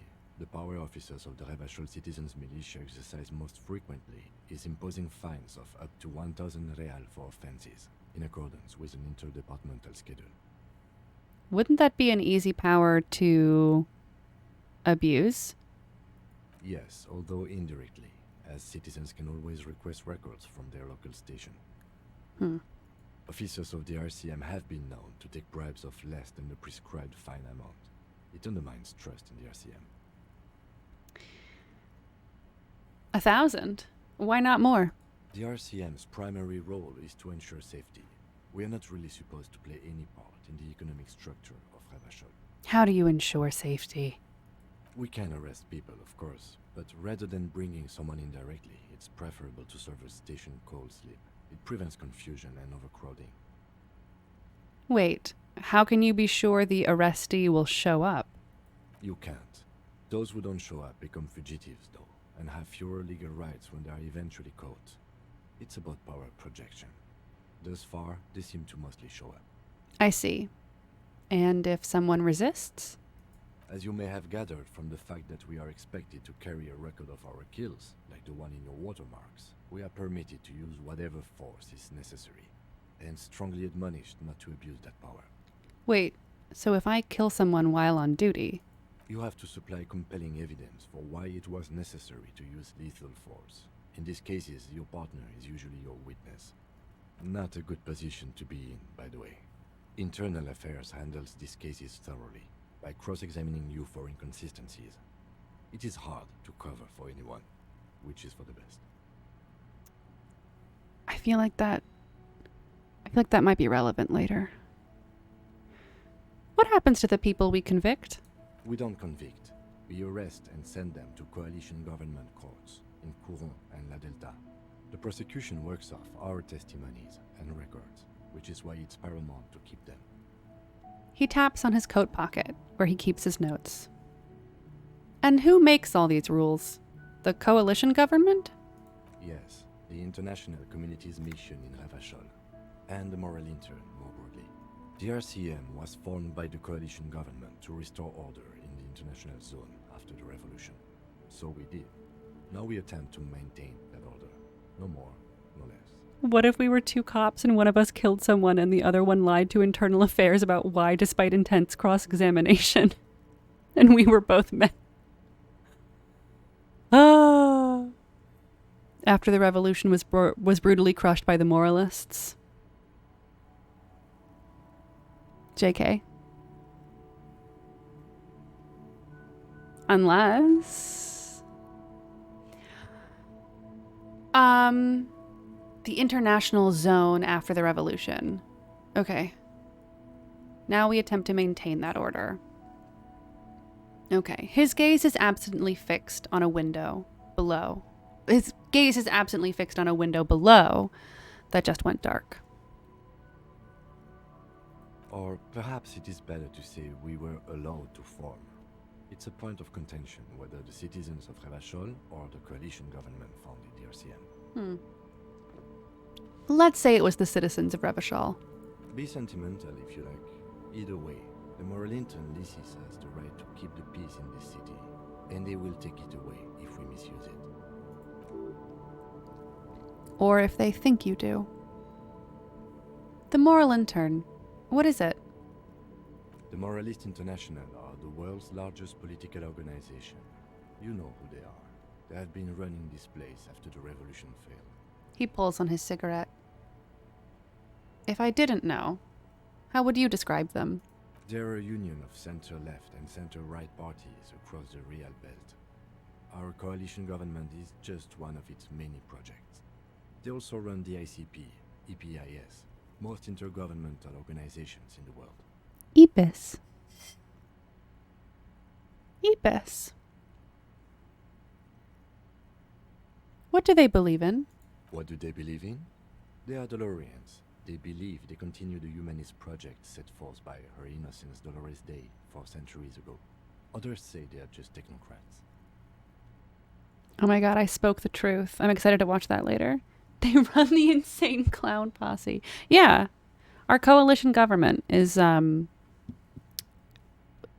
juggalos.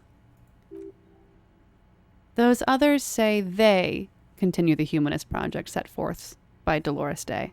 Forsyth. Epis. What is their symbol? Interesting question. It's a blue forget-me-not.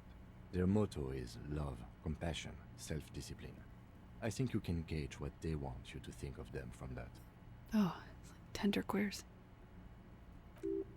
Something kind and usual. Something almost self-explanatory. Something ominous.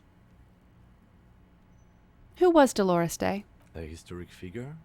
The author of the modern age? You will have to look elsewhere for opinions. The subject of humanism is too abstract for me. Poor Kim.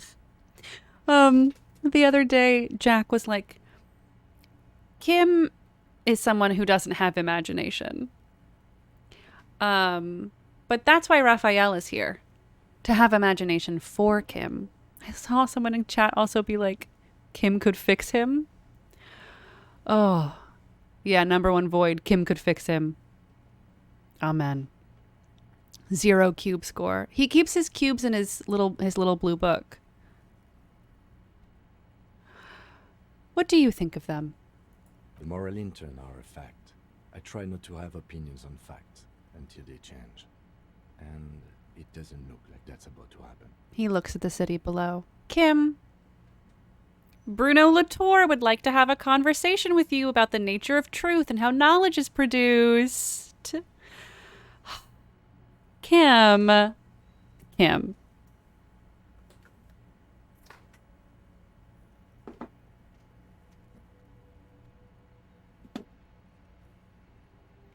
Kim, I'd like to introduce you to Lorraine Daston and Peter Gallison's book, Objectivity. This is a book about how knowledge is produced and made and formed, and how the idea of objectivity is a myth. I understand that you don't want to have opinions about facts, but the fact of the matter is, Kim, that collective empiricism is what we think facts are, okay? Just because we've all agreed doesn't mean it's necessarily real. Or does it? And who is we anyway? Do you think Kim can hear me? Do you think he can hear me in there? Kim. Aww. I'm glad that me saying that objectivity is a myth has prompted you to say that this is a great stream and you're having a good time. I'm having a great time. Thank you. Love what Kat brings to the Twitch table. Yeah.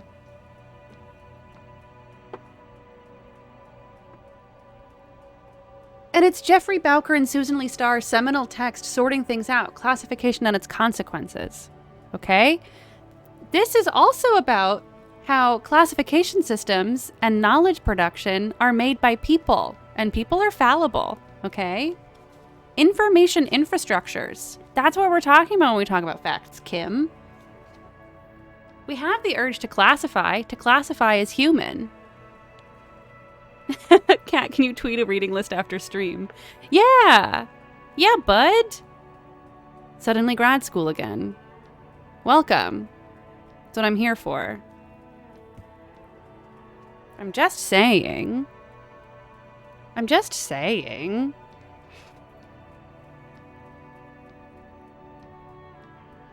don't have a copy of Laboratory Life, but that one too, Kim. Does Bruno Latour exist in Disco Elysium? What else do I have?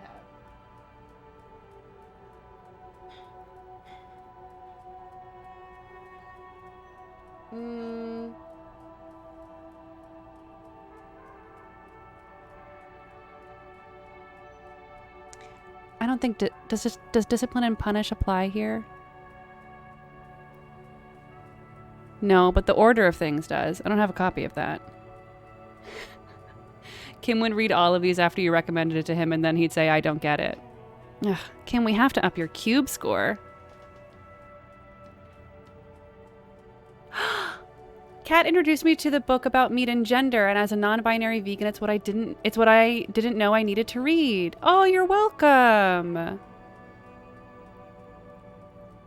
I literally have a reading list from one of the Stardew Valley streams, including Marika C4.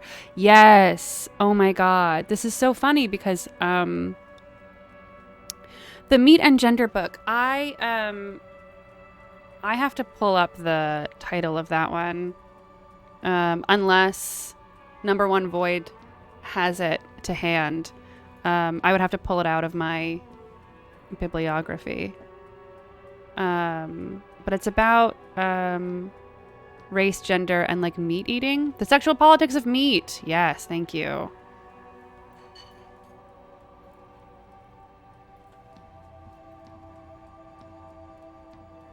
Carol J. Adams, that's right. My brain was thinking Carol Clover, who I think wrote Men, Women, and Chainsaws. Yeah, Carol Clover wrote Men, Women, and Chainsaws, which is about gender and modern horror. Similar ideas, different book.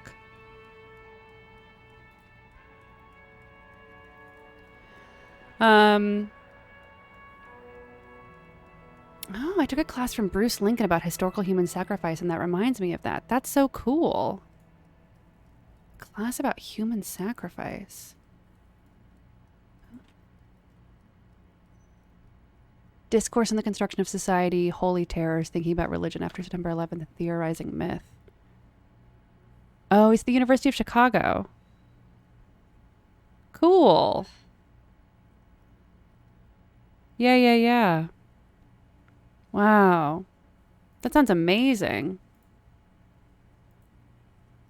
There's what that reminds me of is that there's a group of people, and I wish I could call it to mind immediately, but this would also be in a bibliography, of like archivists who are trying, like death positive archivists who are trying to figure out what books actually are made of human skin that claim they are bound in human skin. It's very interesting work.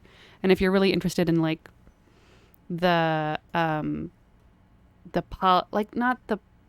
politics, but the cultural logics, I suppose, of like memory and embodiment. It's very interesting.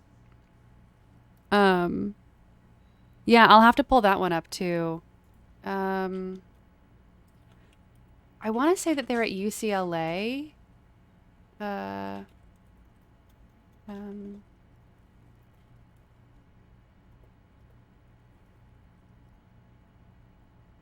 Dark Archives, a librarian's investigation into the science, and then it's ... and history of books bound in human skin. Yeah, hold on. And it is at UCLA. This is a piece from NPR about the book as well. But I need to take a closer look at it. That sounds kind of like the stuff we get into in the mortuary cannibalism unit of Anthropology of Death class. An Anthropology of Death class? Yo, can you send me that reading list? That sounds incredible. Embodiment and memory. Yeah. A lot of my work is focused on like memory work and how people engage in like their own archival practices, or specifically like queer and LGBT people. I would love to hear more about that. That sounds amazing. Yeah. Raphael and Kim are here while we talk about it. The memory of battlefield topology.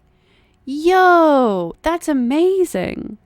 Whenever we would drive to the airport in England, coming from Somerset out to London, we would pass this field where there were all these trees planted, and every time I would be reminded that these trees were planted in this field to represent people who were there in particular positions during a battle and where they died, which is very interesting. That's amazing. So it's all about how people exaggerate and distort physical landscapes and memory. That's so cool. Memory. While we're talking about like memory and memory work and like memory and embodiment, I would love to recommend Avery Gordon's Ghostly Matters, which is Haunting and the Sociological Imagination, which is all about hauntings and like the idea of haunting and the way that we talk about like race, gender, and class when we talk about haunting. And as someone who's like very interested in hauntology, I haven't had captions on this whole time. I gotta turn on the Remind Me feature. And that's a really good one. It's a very popular one.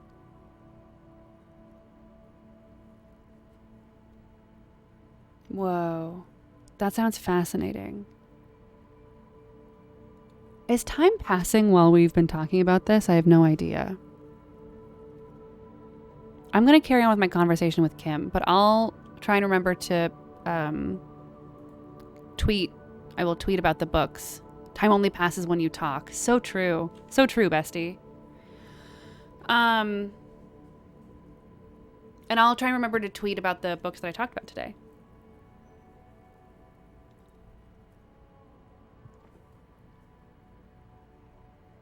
Also, knowing and not knowing. Epistemology of the closet, my friends.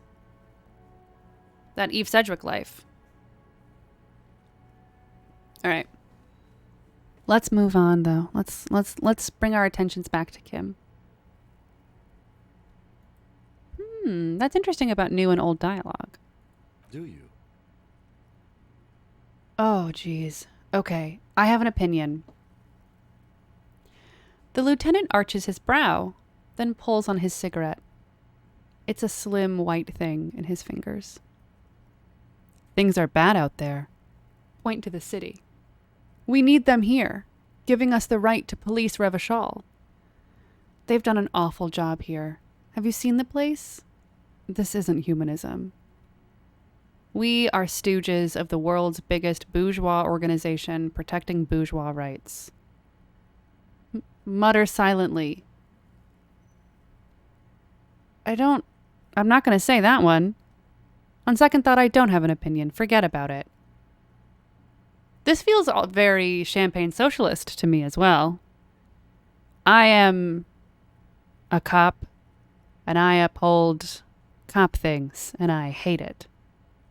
But I'll say it. I'm a communist cop. Yeah, every new description of Kim smoking makes me slightly gayer. Yeah. No, we are stooges of the world's biggest bourgeois organization, protecting the people of Revachol. That's the hand we were dealt. Without the MI, we would be common vigilantes.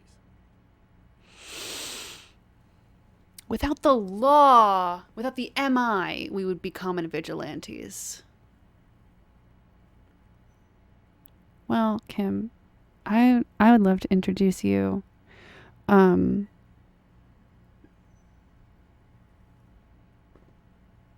autonomous Marxism. Listen, anarchy, okay, doesn't have to be about vigilanteism, Kim. We can support ourselves with our own systems. Autonomously. Vigilante sounds bad. Sadly, it is what we already are to the people of Martinez. Most of them, at least, especially the Union.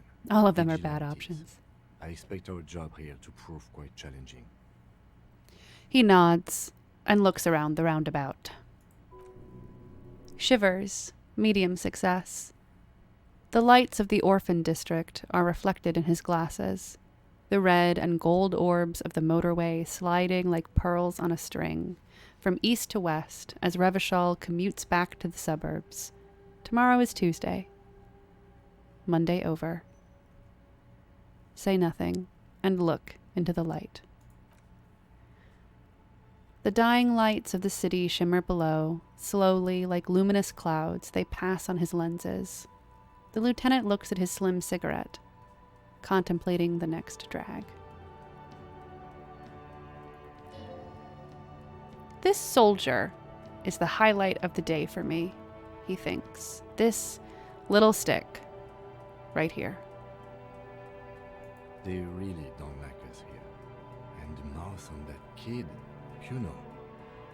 It's different in Jamrock in the GRIH. He pulls on the cigarette. Why are they like this? It's our fault for leaving this place to the dogs, to the Union, to the company, not daring to come here more often. It's like I told you, this place is an orphan, fallen between the cracks. And in Jamrock and the GRIH? We run this city. West of the river is RCM land. He looks at the dark silhouette of the equestrian monument cutting into the night sky. It's incredibly hard. Human beings are. But we are in control, and it's worth it. The organization works. Our systems work. If they didn't, the city would disintegrate. I hope our investigation will improve the situation here. At least do some good. Me too. But I wouldn't count on any drastic changes in our lifetimes. Thank you for this. Yeah, it's getting very cold now. Let's go. He puts out the stub of his cigarette and looks to the door.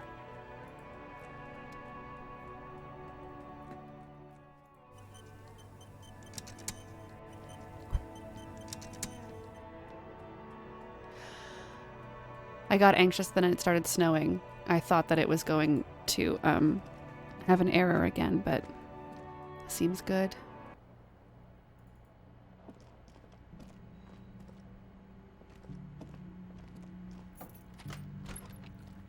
He put out his cigarette on his shoe. He doesn't want to leave a mark on the world.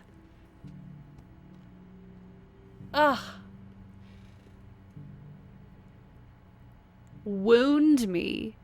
Wound me, why don't you? Kim? I didn't even see what room he went into. I was so wounded. Woof. A miserable room. The bed is cold, and not particularly inviting, but it's yours. The sheets look awful. The option to sleep becomes available every night after 9 p.m. Crawl in. There's nothing that I want to do yet.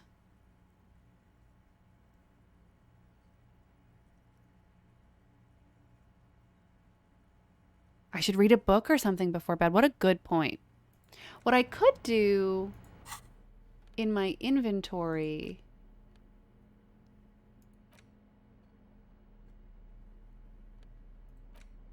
For example, could read a case file.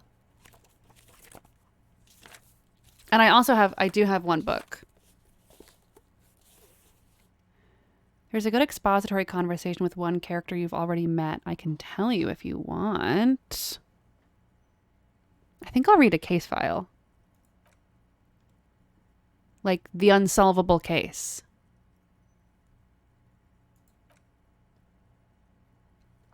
The Unsolvable Case. AKA Leslie and Burke, AKA the public indecency drunk and the property damage drunk. He could also smell the trash ledger. Good point. It's a cursed case. It has been passed from unsuspecting officer to unsuspecting officer for 10 years. On January 29, the unsolvable case made its way to you. Why you accepted it is unclear. Every officer, and indeed most civilians in Jamrock, know it's unsolvable. Leslie will always take his pants off when he's drunk. Burke will always trash everything. It's just what they do. It is their nature. You cannot change the nature of a man, and you can't lock them away, because public indecency and small-scale property damage are not punishable by incarceration. The only way for Leslie to stop flashing his genitals to bypassers and for Burke to stop dismantling signage and rearview mirrors would be for them to stop drinking alcohol, which, in their 40s or 50s, it's hard to tell because of their distorted features, is a medical improbability on par with you ceasing to produce the expression. Couldn't we just keep them off the streets? You would think that, but you're wrong. Where's the fun in exposing your genitals or breaking stuff in your own home? No, Leslie and Burke are on the corner of Main Street and Perdition, because that's where the action is. Can you keep yourself off the streets? Proceed. Threatening, fines, dragging them to the station, locking them up in the hellholes they live in, locking them up in the station, hypnotherapy, even trying to get a local gang of Zemliakis to take them out. The Zemliakis gave them ethanol so Burke and Leslie would expose and rampage even harder. You tried it all, and still the complaints wouldn't stop, as they hadn't stopped for 10 years. It's plain to see from the files that you, Satellite Officer JV, and Special Consultant TH had more important cases to attend to. You uncover cross-reference to several ongoing investigations, each brought to a standstill every time you drive down Main Street. Because there they are, on the corner of Perdition.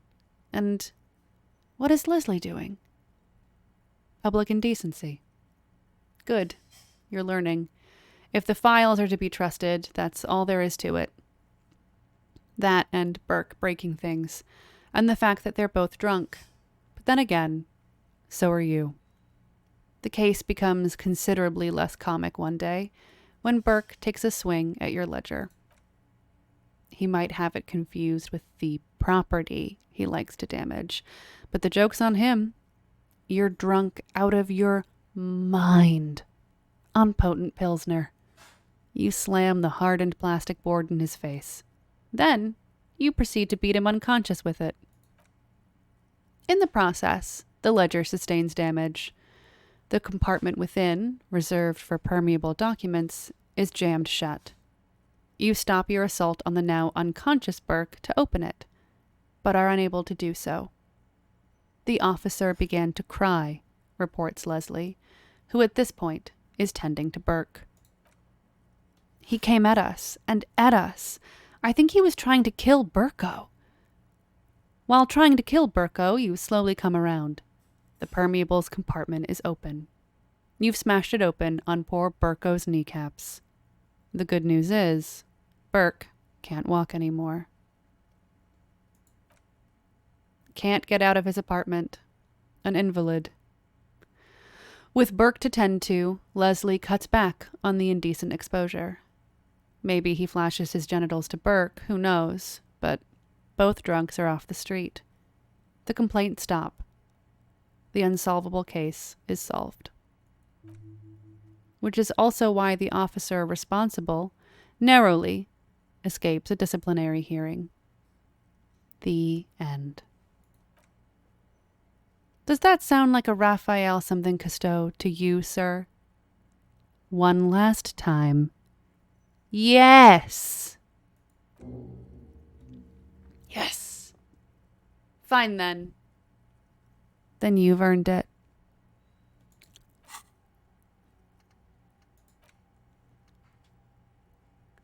Detective Raphael Ambrosius Cousteau. When you say it, it feels like you're taking a bite of lemon meringue while sitting on the terrace of a seaside cafe on a cool summer day in Sur-la-Cliff. It's everything you're not. You haven't created many things during your stay in Martinez, but you've created this. A fancy, sophisticated name that makes you sound intelligent, and that no one seems to acknowledge. Don't you feel like you deserve a reward for coming up with something so special? And what would that reward be? Conceptualization -2, an idiotic idea. Oh man. Oh, man.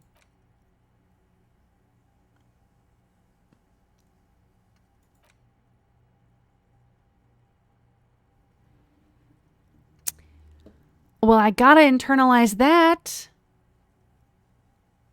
Yeah, how can I open more thinking slots? Because I don't want to use my skill point to forget something. I can unlock more spaces with my skill point. How do I do that?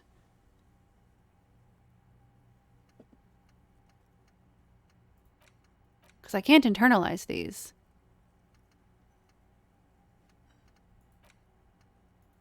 Oh, yes, good. I will unlock this.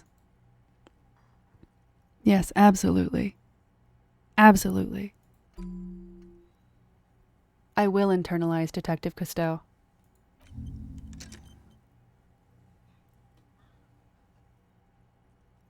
Of course I want a full thought cabinet. I'm a thinking man.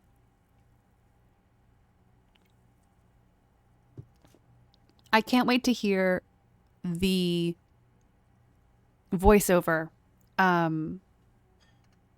say the solution to this. My God. Whoops.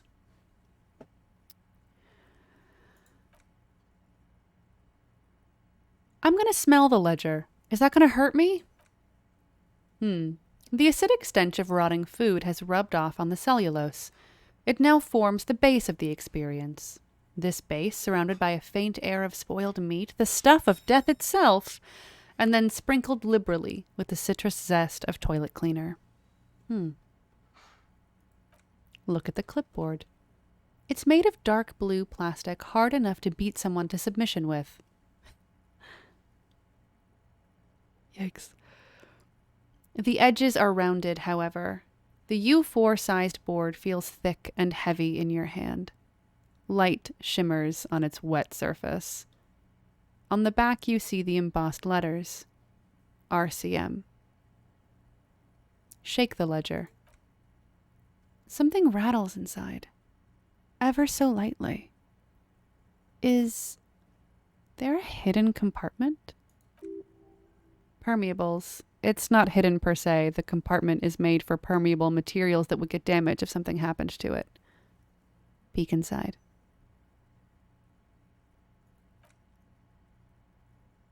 The plastic shimmers like lapis lazuli, but it is not see-through.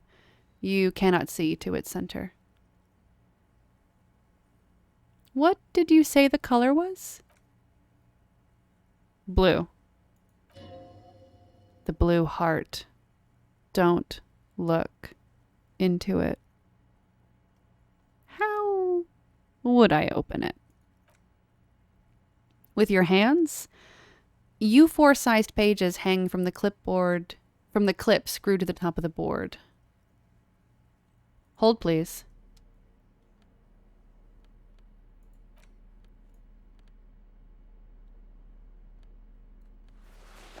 Yes. Good.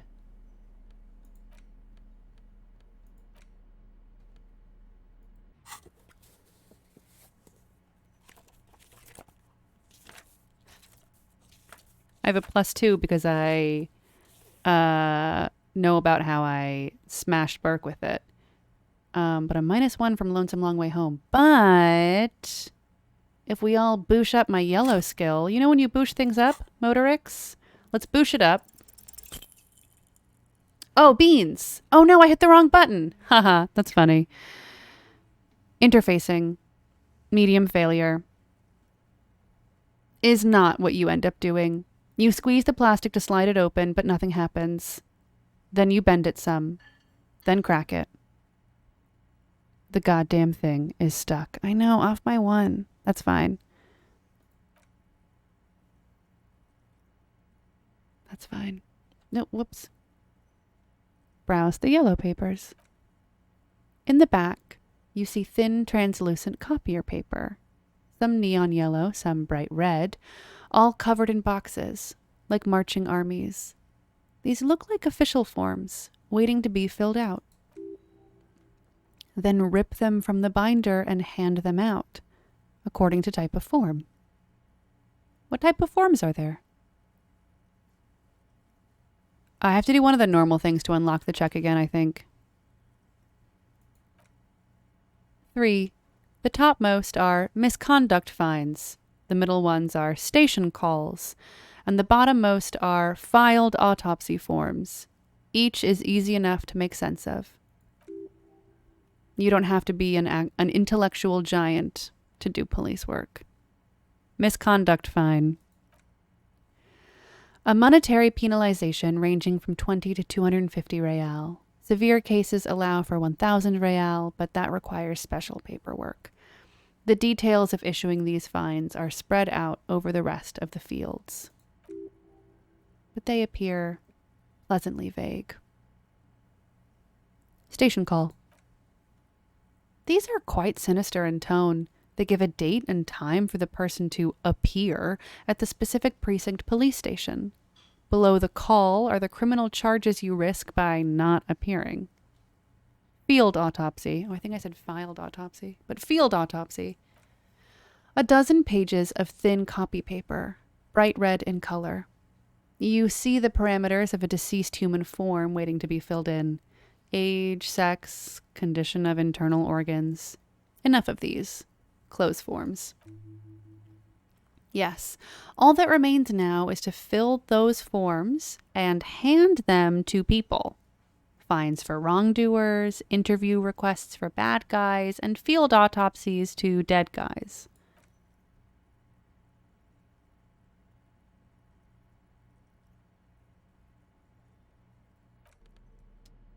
And then we have our book, La Fumée. The leading intellectual organ of Martinez communism, offers a radical Mazovian perspective on a range of contemporary issues. The cover features a stylized portrait of the late King Frissell with a pair of white antlers growing out of his head. And of course the white antler is the symbol of the Communist Party in Revachol, or just like communism in general here. How can I interact with it? Let's see. La Fumée, Volume 1, Number 4.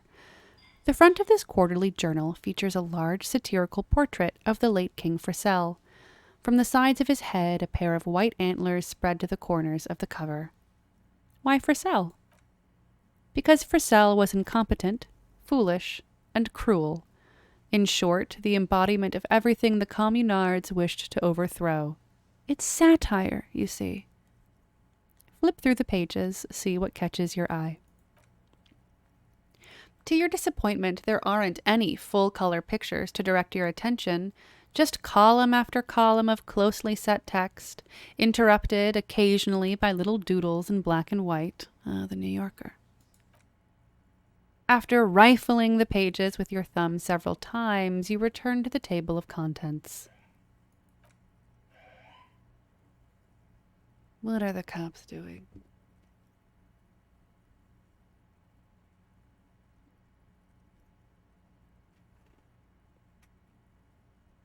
Get my eye on you, cops. The magazine is divided into several sections: international developments, Kunst und Kultur, and local concerns. Just inside the cover, there's also an editor's note. Read the editor's note. Comrade, as you know, this journal takes its name from Mazov's immortal expression, du cristal à la fumée. This was his way of describing the way the rigid crystalline structures of capitalist ideology turn to smoke under communism. But, like the structures of capitalist ideology, we too are at risk of going à la fumée. Unlike many publications which are content to spoon-feed their readers reassuring drivel, La Fumée is committed to telling the radical truth, even when that truth may drive away potential subscribers. Only 4 issues in, and it sounds like they've already alienated their readership. So, please, if you value our radical Mazovian perspective on contemporary politics, culture, and international affairs, please consider subscribing today. Yours in struggle, the editors. You flip back to the front of the magazine. The table of contents unfolds before you. I want to catch up on international developments. This section includes a long, tedious critique of the latest round of free trade negotiations between the Epis nations and the Free State of Semenin. You also skip over an article about heavy fuel oil smuggling along the Mesk-Messina border, something about bear wrestling in Samara, book riots in Yugograd. Face it, you really aren't interested in foreign affairs. You're not even sure where most of these countries are. What is Kunst und Kultur? It takes a moment, but gradually it dawns on you that Kunst und Kultur must mean arts and culture. Why they decided to title this one section in Walder, is beyond you. Esprit de corps medium success. It evokes a sense of recognition and fellowship among those privileged enough to understand. As you leaf through this section, you come across several reviews of recent radio plays, as well as a brief artist spotlight featuring a local artist identified only as CS. Cindy! The main feature, though, is a long essay titled Tip Top Tournée, A Critical Mazovian Perspective. The Tip Top Tournée is an inter-isolary racing series, tourney, sure, mostly known for its high speeds, ludicrous sponsorship deals, and high death toll. In Revachol, it's held quadrennially, 4 times a year, or every 4 years, on the prestigious Zero Carousel Racing Circuit. Read the profile of CS. This so-called artist spotlight is really just a brief Q&A, made all the briefer by the subject's evident hostility to her interviewer. Well, all right. Let's see what these communists have to say about Tip Top. You think you're settling in for a relaxing recap of the most recent season. Maybe sprinkled with some nice anecdotes about a few of the more colorful drivers. Instead, you find yourself skimming a 10,000-word feature about all the politically problematic aspects of Tip Top Tournay. Wait, what's wrong with Tip Top? Where to even start? For one, there's the crass commercialization of its sponsorships, and then there's the practically criminal emphasis on deadly motor crashes. So, all of it, basically. Hang on, who wrote this stuff? Oddly enough, this article has 2 bylines. Nasteb and Kalada Bernal and Exilius Bucher. There's no way those are real names. Wait, why aren't they real names? Have you ever met anyone named Exilius? Come on, they're plainly pseudonyms. What's so bad about sponsorships? Under capitalism, the article says, every pursuit has its price. Every pleasure, even one as elemental as the joy of racing others around a track, is reduced to an advertising opportunity. Yes? Meow meow? Yes? What a little meow! Yeah? What else do you have to say? Meow. Yeah. Oh, would you like one? This is from Peeps. Would you like one? Oh, yes. Well timed. There you go.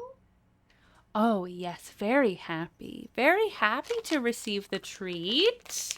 Greenie's sponsorship. Did you like that? We'll cuddle on the sofa soon, I promise. I know nobody's cuddling you right now. Licking your chops, blah, blah, blah, blah. Yeah? Flicking the tail, sniffing the floor.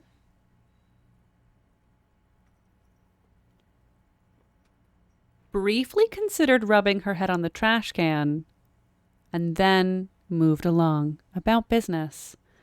I know, she's so small.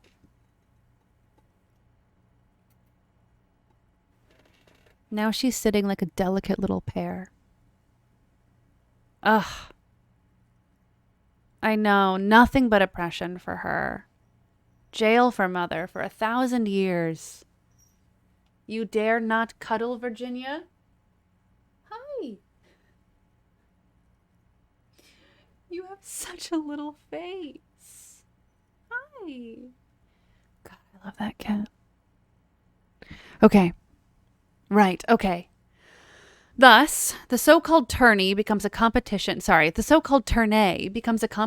between increasingly meaningless brand signifiers. Your discount laundry detergent racing against a pack of Asta cigarettes or even a Freet. Right, but then you get to see them crash. And that precisely is what it's problematic about it. Were it not for the promise of random spectacular violence, audiences would quickly lose interest. At the end of the day, it's the destruction of those 750,000 Real racers that you're really watching for. No, I'm pretty sure I like it for the racing. Sure, you think that, but subconsciously, it's the visions of brand names being engulfed in flames that you crave. It's the stilted language and overconfident tone that's the real giveaway here. You're almost certainly reading a recycled university essay, one that could probably use some edits. I can't believe someone actually published this utter tripe. I guess I never really thought about it that much. That's because you haven't been reading critically. But don't worry, the whole point of these sorts of articles is to let someone else read critically for you. Let's see what they mean by local concerns. Unsurprisingly, much of this section is taken up with articles declaring unqualified support for the dock workers' strike. You skim the headlines. paint the harbor red and white. Martinez tames the wild pines, a city in revolt. First we take Martinez, then we take La Delta. Finally, there's a brief article by the writer G. Martin accusing the owner of the Cape Side Apartments of illegally attempting to evict certain communist tenants simply for not having paid their rent. Charging rent just to live somewhere is pretty outrageous. Wouldn't it be better for everyone if labor and capital could reach some kind of reasonable accommodation? No, it's this one. The writer G. Martin remarks dryly that capitalists love wealth redistribution so long as it's only redistributed upward. It's true. The rentiers have been bleeding you dry. You really ought to find your own place one of these days. Put the magazine away. Hoo-wee! That was a lot of reading for our poor little guy. All right. And now we're off to bed. And I think that's going to be it for us for the day. The sheets feel at once coarse and clammy against your skin. The bed sags beneath your weight as you stretch out and finally close your eyes.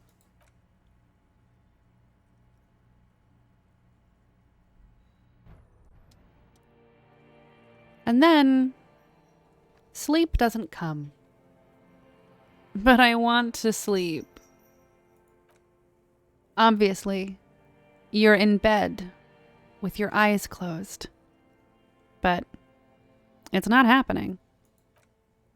Why? Maybe it's the bed's fault? Check the pillow. Its synthetic filling has separated into hard lumps. The pillowcase smells oddly. Check the blanket. It barely covers your toes, stretching over your soft belly. This is your body here, intimate and warm and breathing. Under your thrumming eyelids, you see a dizzying array of colors. You won't get off this carousel quite so easily. Roll over to the other side. It's a little better. Colors, scenes, and half-formed phrases still litter your mind. Part of you is still trying to solve the case, isn't it? Who killed him? Who? Something to do with...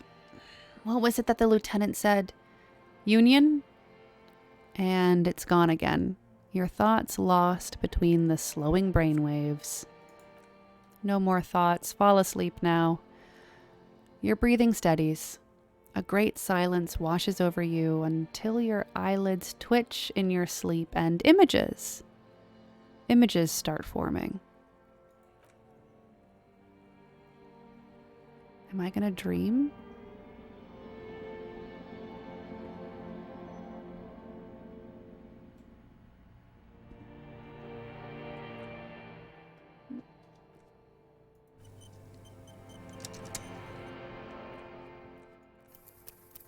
Okay, I'm gonna have to head into the cube score.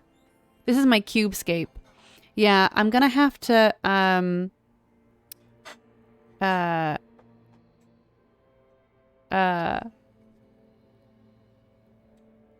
bring us to the cubescape next time. Saving. And let me see if I load. Confirm. Yeah. Okay, great. Whoa, look at all that oil. Okay. Thank you all so much for coming out to the stream today. Little short one, little midweek stream. But I'm going to pick it back up on the weekend, either Saturday or Sunday, or Saturday and Sunday. Usually I'll stream at around noon, and that'll be another like 3 or 4 hours. And then on Wednesdays, I'm pretty happy sticking with like a little 2-hour stream. Although I guess this was almost 3 hours. So thank you guys so much for coming out. I really, really appreciate it. Thank you for all of your subscriptions, dropping those Kims in chat. It is a joy to watch you experience disco for the first time. Thank you. Yeah, I'm glad that for those of you who love this game, you get to see somebody play it for the very first time with literally no knowledge of what happens or who says what or how things go. So I will see you on the weekend. Of course, you can always turn on Twitch notifications if you ever want to be notified on your mobile device whenever I'm going live for real. But you can also just follow me on Twitter, and I will always tweet about when I'm going live. And that's at twitter.com/catbamkapow, same as it is here. What else? I think that's it. And I'll tweet out about the books that I talked about today during the stream. And you too can learn about how facts aren't real. You know, it's so fun. Okay.